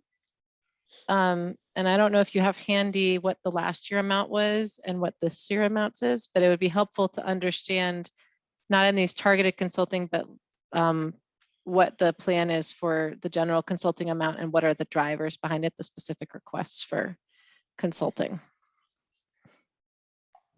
General consulting within like administration or? Cross-cutting. Last year we had, and you're presenting the budget a little bit differently this year, which is totally fine, but there was a general consulting budget that totaled around $800,000 last year. And then we did that was because it was being rolled forward, but when we actually were looking at the sub items within it, we came up with a lower, tighter number. And I'm just curious as to what would be our other consulting as opposed to consulting, which is specifically in some of these other areas. Maybe I can ask you about it a little bit. I can tell you some more about it and give you the category offline if that's helpful. No, understood. Yeah, that would be. Thank you. Okay. And then my last question is actually for Leslie. Is Leslie still here? Yeah. Which is Leslie still here? Yes. Okay. It's about professional development, Leslie, which isn't a cost driver on this budget. And I'm not sure, I'm I'm not sure if it's level funded, if it's going up or if it's going down just based on this slide, but if you could talk a little bit, we changed the PD process, or the sort of the PD structure last year, if you recall, and how that's working this year, and how just sort of generally what we're doing in terms of PD funding and structure. PD being professional development, for anyone who doesn't know what I was talking about. Yep. So I can't really speak to the changes from last year because things seem pretty much, at least from my vantage point, how they were. Just being transparent, one of the things that we're working on that is a goal for the Office of Teaching and Learning, as well as a finding, is just that we don't have a comprehensive professional development structure. And so that's one of the things that we are working on with the coordinators. You know, especially when we think about our K-5 teachers, we want to be really laser-like focused on what the professional development goals are for them. Because if you think about it, you have a K-5 teacher that's teaching across content areas, and so they have limited time. And so we want to be really clear is what's the focus for third grade, let's say. We know that's going to be science based on the need to update those learning standards.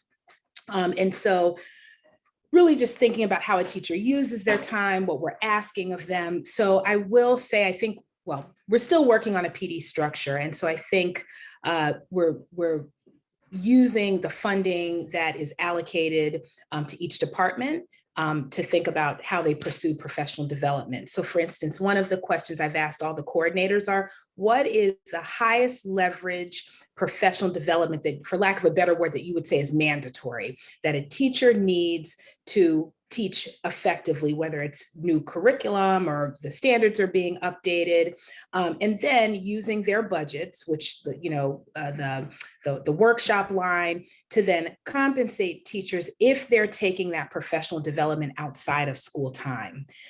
So much of it is department by department. And I think once we have a firmer PD structure, then we'll be able to, or I'll be able to speak to exactly what the needs are associated with PD. But I think we're still in a little bit of a fact finding and creation stage here.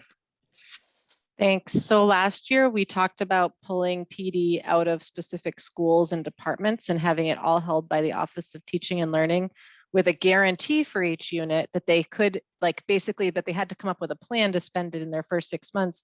And if not, that funding could be then used to redeploy to other. Do you remember that bit about centralizing the funding? Yep. Yep. Okay, so did that end up coming to pass, or is it still actually decentralized and people have their own workshop lines and whatever else? So schools do have their own workshop line, but I think that one of the things that happened in that change was that schools actually missed some of the funding that they would have normally received. So when we did that, it meant they didn't have a workshop line. It's a little bit convoluted, but I believe that. Basically, they did have additional funding that they could use at the school base to determine professional development. And we're monitoring that. And we did have an equity focus. So Janae is working with us on that. Keith is also a part of that conversation. So yes, that did happen. But I don't, what's the best? We didn't roll it out as smoothly as we would have liked to. And so we're being very thoughtful about that going forward. It'll just be great to think about how, for example, instead of 2 schools offering more or less the same PD, how they can work together, or 2 departments, right? How we can be efficient in it. Are there other comments from the subcommittee, questions, or other members of school committee or advisory? Just before we wrap up this section, I think it'd be helpful to review from the comments we've made, which ones do we think can kind of get worked in over the next few weeks? And if there are Okay. Okay, and if there are any other ones that are going to get worked in over a longer period of time, like not this budget cycle, I think that would be good now just to set people's expectations. Oh, sorry. Sorry. The one thing I'd say for going off of this, and we obviously are not going to talk about it tonight, but Sam started the presentation by saying this is roughly 80% of the non-personnel requests, and the delta here, putting aside the ESSER funds, is about, I don't know, what, half to 60% maybe of the delta in total, which means that the other 20% has the other 40 to 50% of the delta. And I just think it'd be helpful to, because that on a percentage basis is rather more substantial. I'm just kind of curious if we're going to have the opportunity to discuss that. Maybe it can wait till our own subcommittee hearing, but I do want to not ignore that. No, and that's a fair point. One of them is in the next section, financial assistance. We've added $100,000 in the budget to address financial needs. So that's, that's one of those major, a minor category in dollar amount.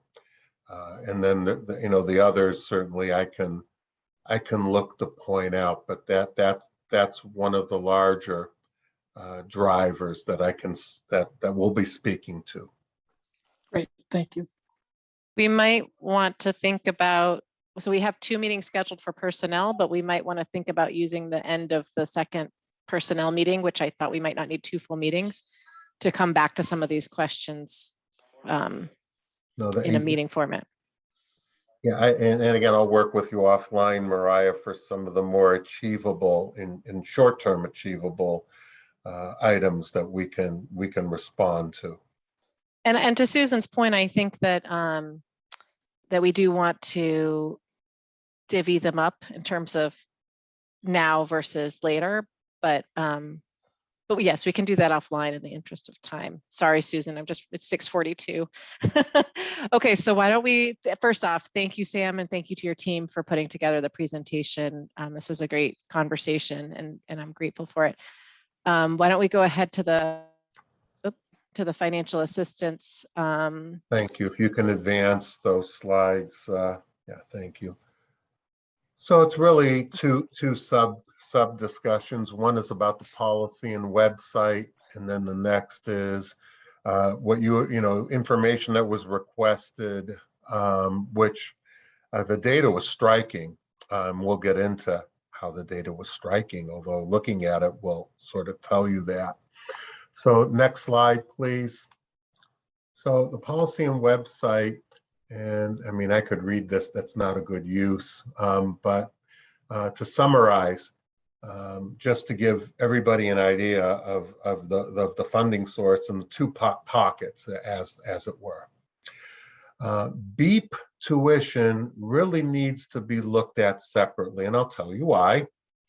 And then there's the operating budget, which is, we've got in the current budget $175,000 allocated to cover non-BEEP financial assistance, primarily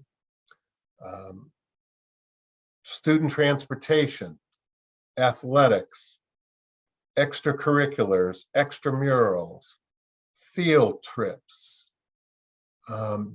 base kind of things like the music conservatory would be an example.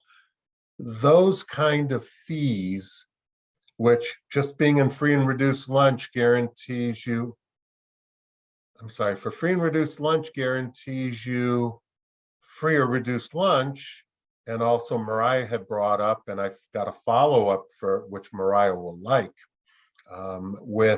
and you all will like, I like it, is that we can use this fund, and we will, starting next year, if you approve it. I think your school committee would need to approve it, but I strongly recommend it, is free, but reduced for everybody who doesn't know. Free is if you have 130% of the poverty level, which is like, you can't live, okay? And you get free. Reduced is between 130 and 185% of the poverty level. You still can't live, really.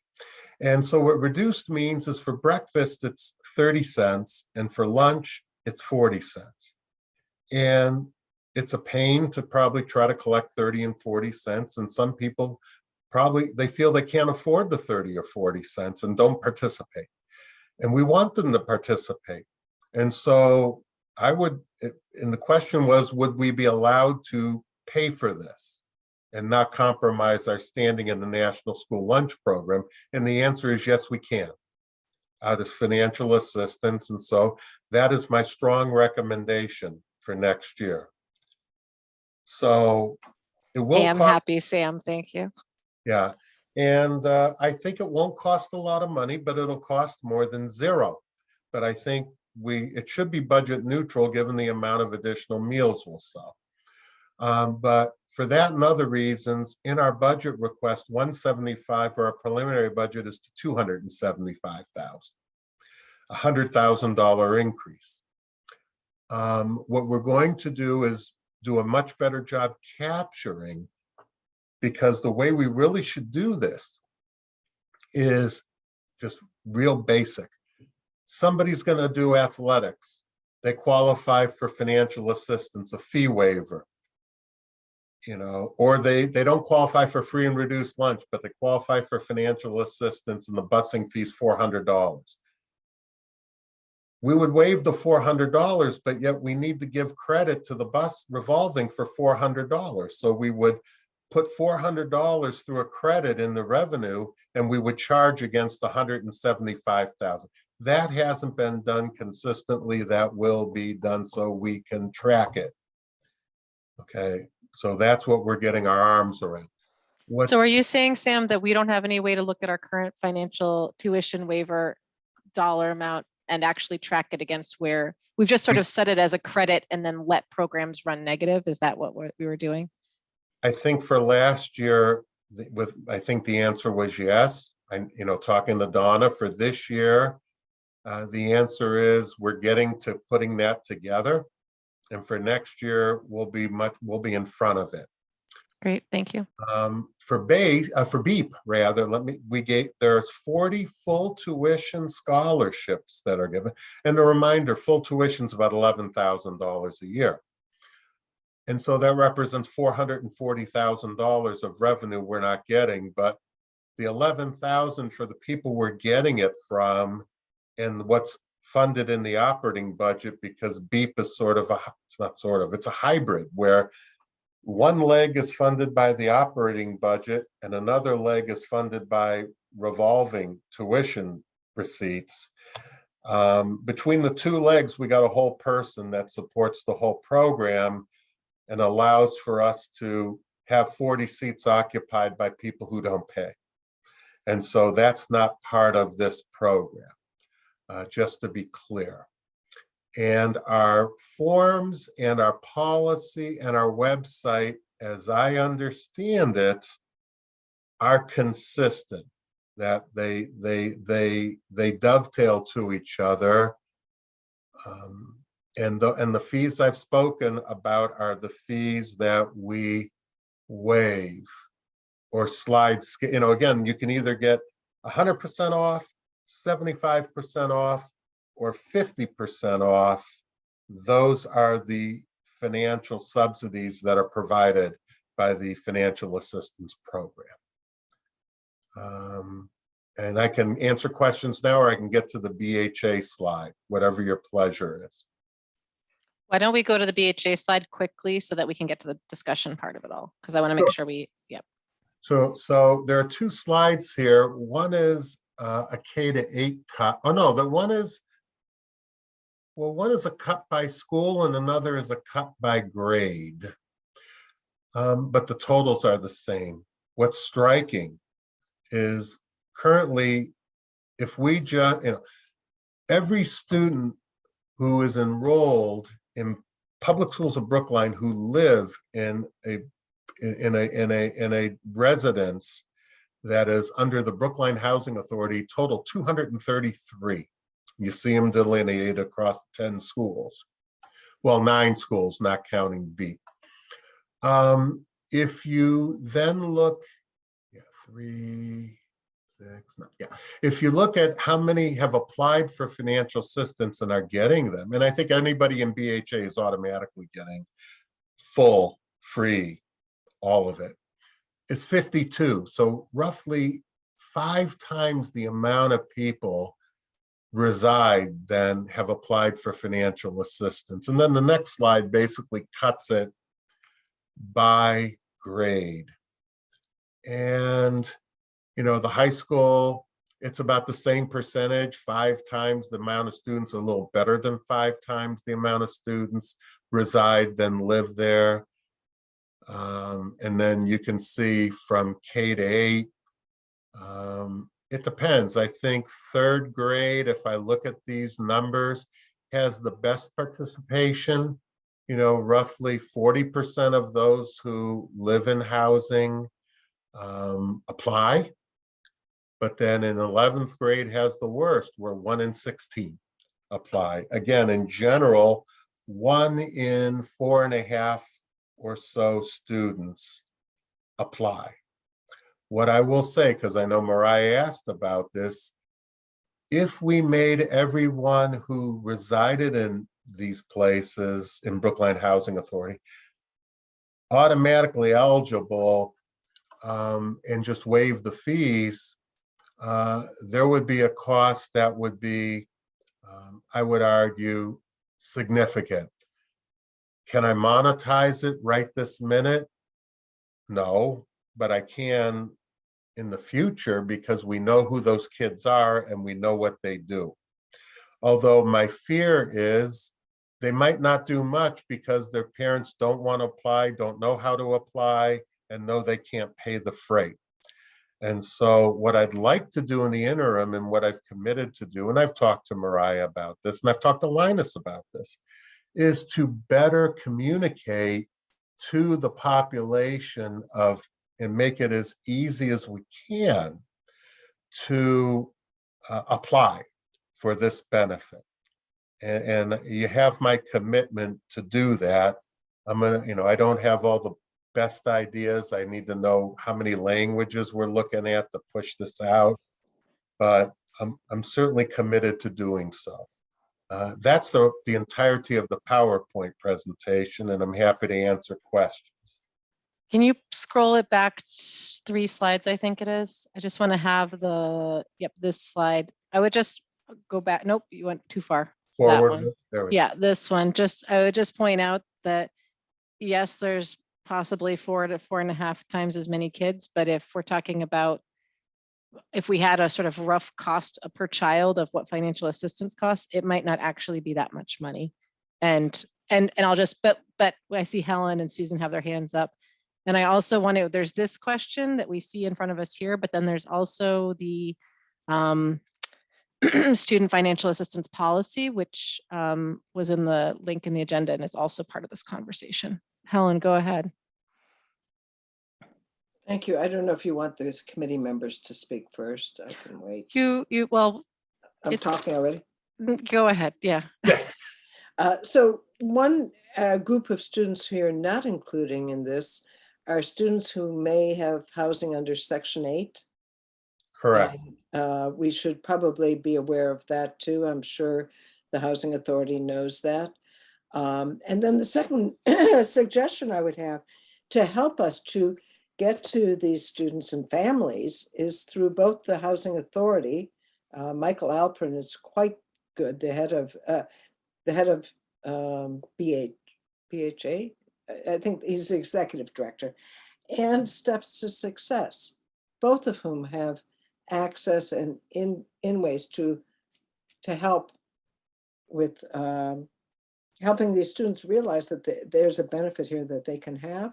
I think we certainly, you know, once we don't get free lunches anymore, having students who can access those free lunches will be important. So those are my suggestions. Susan? Thanks. Sam, is it a correct assumption that overwhelmingly these 233 students would be eligible, if not all of them? Yes. Okay, And can you just say one more time, why we wouldn't automatically enroll them? I heard cost, but there was another thing you said about them potentially not wanting to be in it.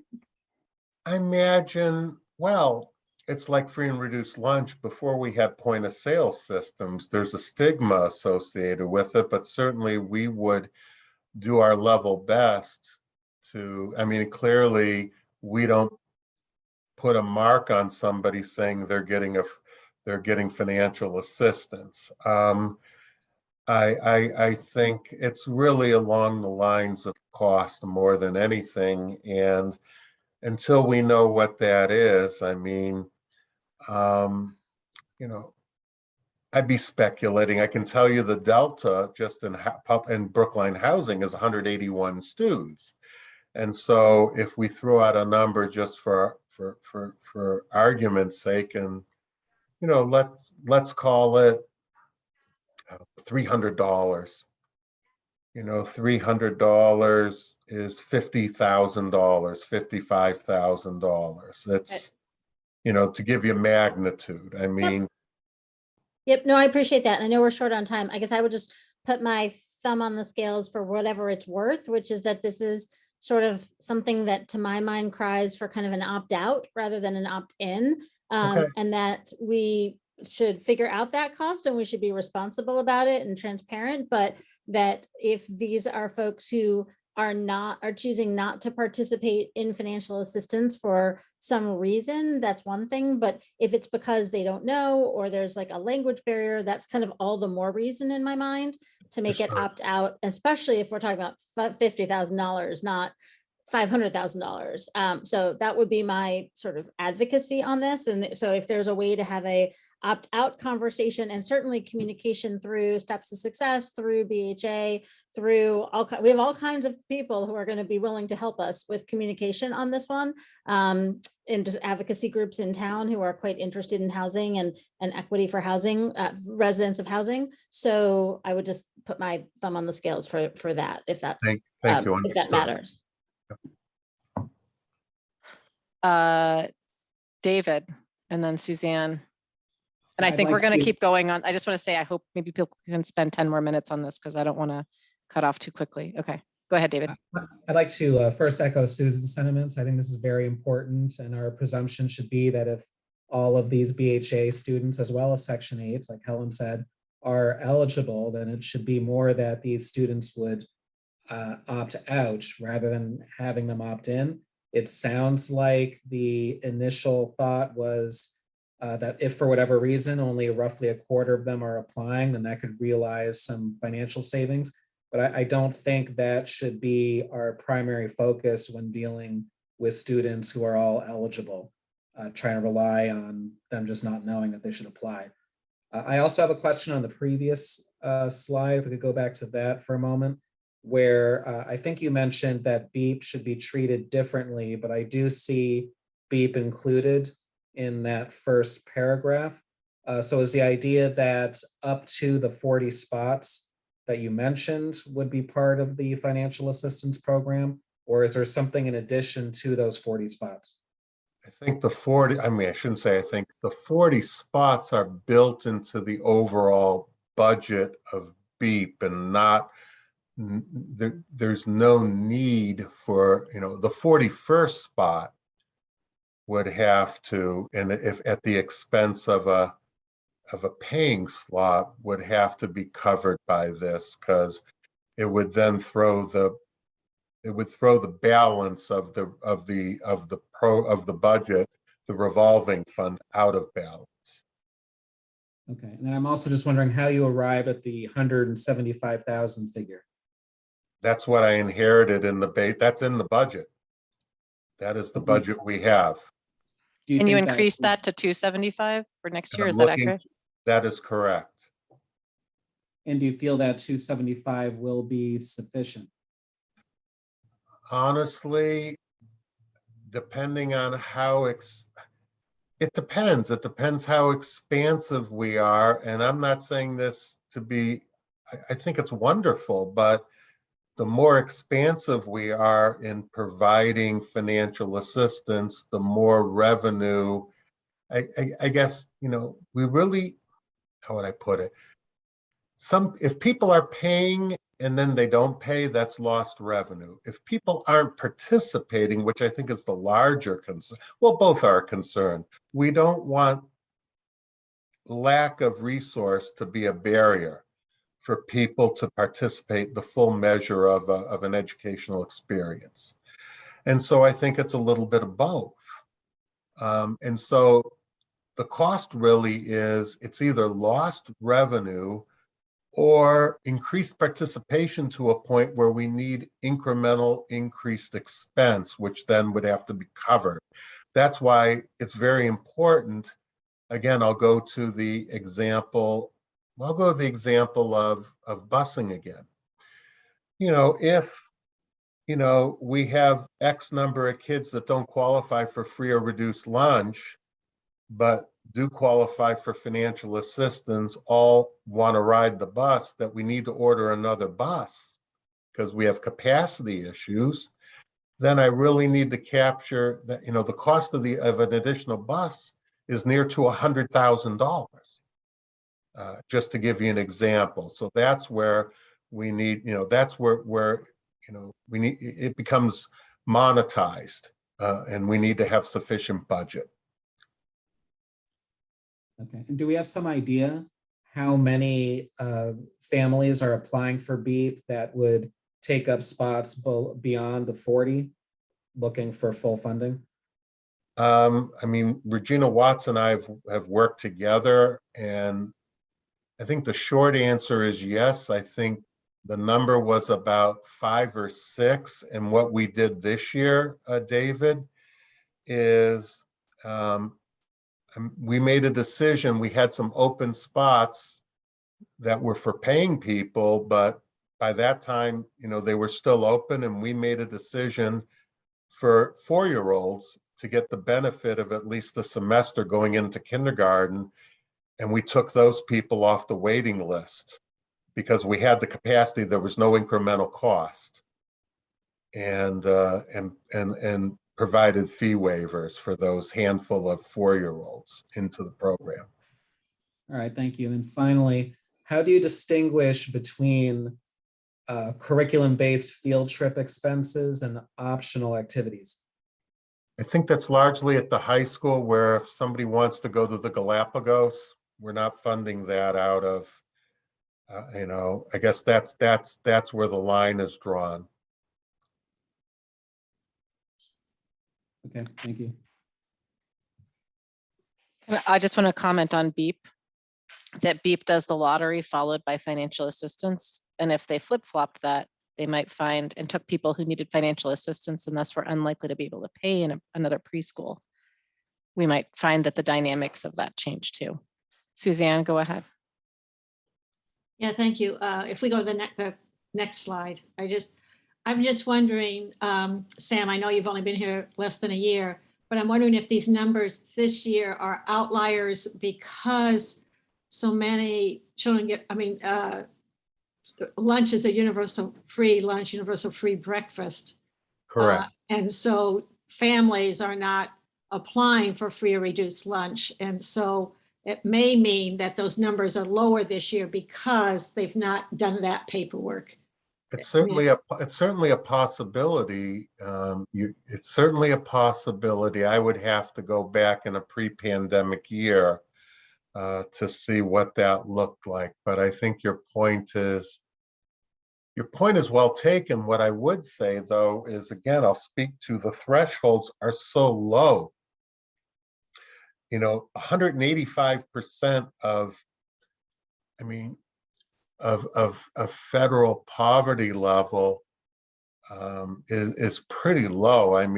You can get financial assistance in Brookline all the way up to 300% of federal poverty level. I think maybe even 400% of federal poverty level. So I think that number would sit somewhere in the middle, to be truthful, but I think it would be higher in a normal. There'd be more people than what you see here. I think your point's well taken. Okay.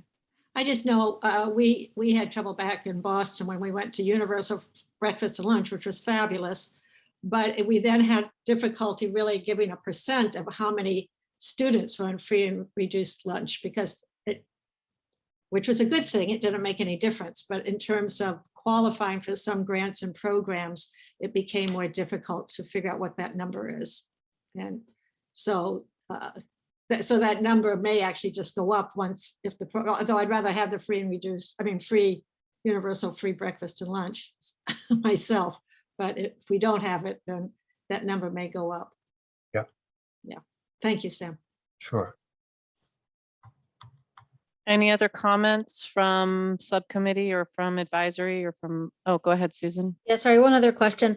Just on the previous slide, I think it would be helpful to get a sense of what those other optional activities are, because it's my understanding that and I'm not sure if this is still true. It was true a few PSB administrations ago, but we used to have something that basically said, if you are offering an activity for which there isn't financial aid, you need to have a fundraising mechanism so that fundraising is not a barrier for any students to participate. So the trips to the Galapagos, like you were saying, Sam, Yep. often had their own fundraising requirements, and it was part of the application that came to school committee that they had to fill out how exactly where it was. Like, I remember there was a particular section that said, like, how are you going to ensure that cost is not a barrier? It's like, well, we're going to sell, chocolate bars or whatever it was. And so I would just sort of ask, now that we're probably several forms iterations since then, I think it would just be helpful for us to understand, like, specifically what kinds of things it doesn't apply to. And we probably need, I'm not sure who, the principals or the program managers, to tell us, but then just to make sure that there is a mechanism that that ensures cost isn't a barrier. And if there isn't that mechanism, that we're really sure that it shouldn't fall under this policy, if that makes sense. It's more of it's less of a policy question, more of an operational question. So I just want to put that out there, because that could be that could be problematic, or it could be totally fine. It's just hard to know. Well, and to what extent asking some kids to go spend their time after school selling chocolate bars, right, versus. But it was everybody on the trip had to sell the chocolate bars. It wasn't just the kids. It was like all the kids had to sell the chocolate bars, not only certain kids. Everybody who wants to go on the trip. So nobody could have their parents write a check. It was either everyone sells chocolate bars or no one sells chocolate bars. No. Well, it was that you paid if you could, but then if fundraising was needed, and it often was needed, then everybody participated in the fundraising, not just certain kids. Everybody. If chocolate bars need to be sold, everybody had to sell the chocolate bars. That's what it used to be. I don't know what it is now. I think that's an important question. And I guess as we go also to the policy that was linked, the exclusions bit of it is particularly what concerns me, is what is considered an optional activity as we think of sort of the holistic school life of a child, and the other exclusion in there about the superintendent's discretion, and what does that mean in terms of some families feeling comfortable, and how do you access the superintendent to be able to access that discretion to then waive the policy in your favor. There's a whole bunch of stuff in this that makes me uncomfortable as a school committee member, to sort of ensure equity and ultimately strong student experience. So how do we, the one other thing I want to say is, Sam, I appreciate what you said about the policy and the website are in alignment, which is helpful. But I think the other thing is, when we talked about this at the finance meeting, was it the last meeting, we talked about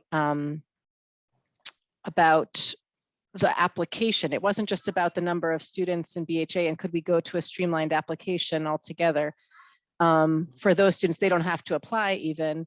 And what does it mean in terms of the website or the application being, it might be in alignment, but is it as streamlined as it is for students who might still need to apply? And then the other thing is, in addition to Section 8 and to BHA properties, there are other properties, for example, and I think the planning and community development team could say, for example, the units that are on the subsidized housing inventory for the town that are deed restricted to 80% AMI, 50% AMI, and how we think about capturing those students as well, whether through rentals or through purchasing programs. It's not just students. I mean, I think that giving BHA students access to is one lens, but there's other students, as we said, who also fall within this category, who we want to make sure we're not unintentionally forgetting about.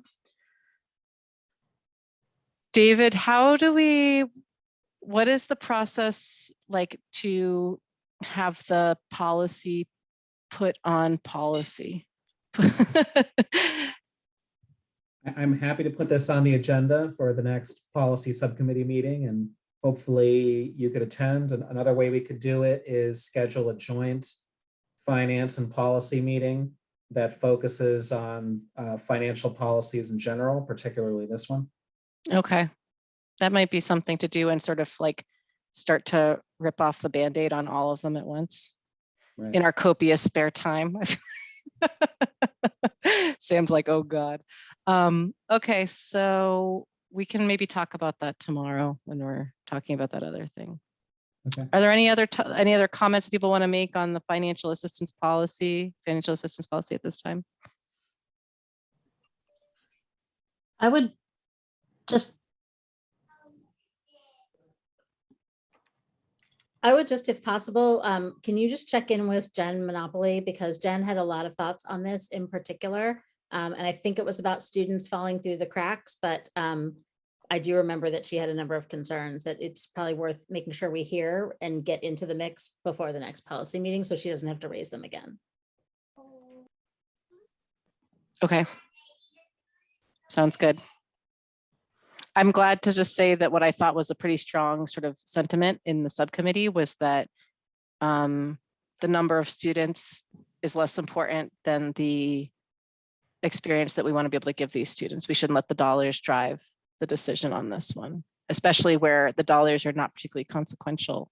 They're not particularly a large amount of money. Okay, it's 7:12.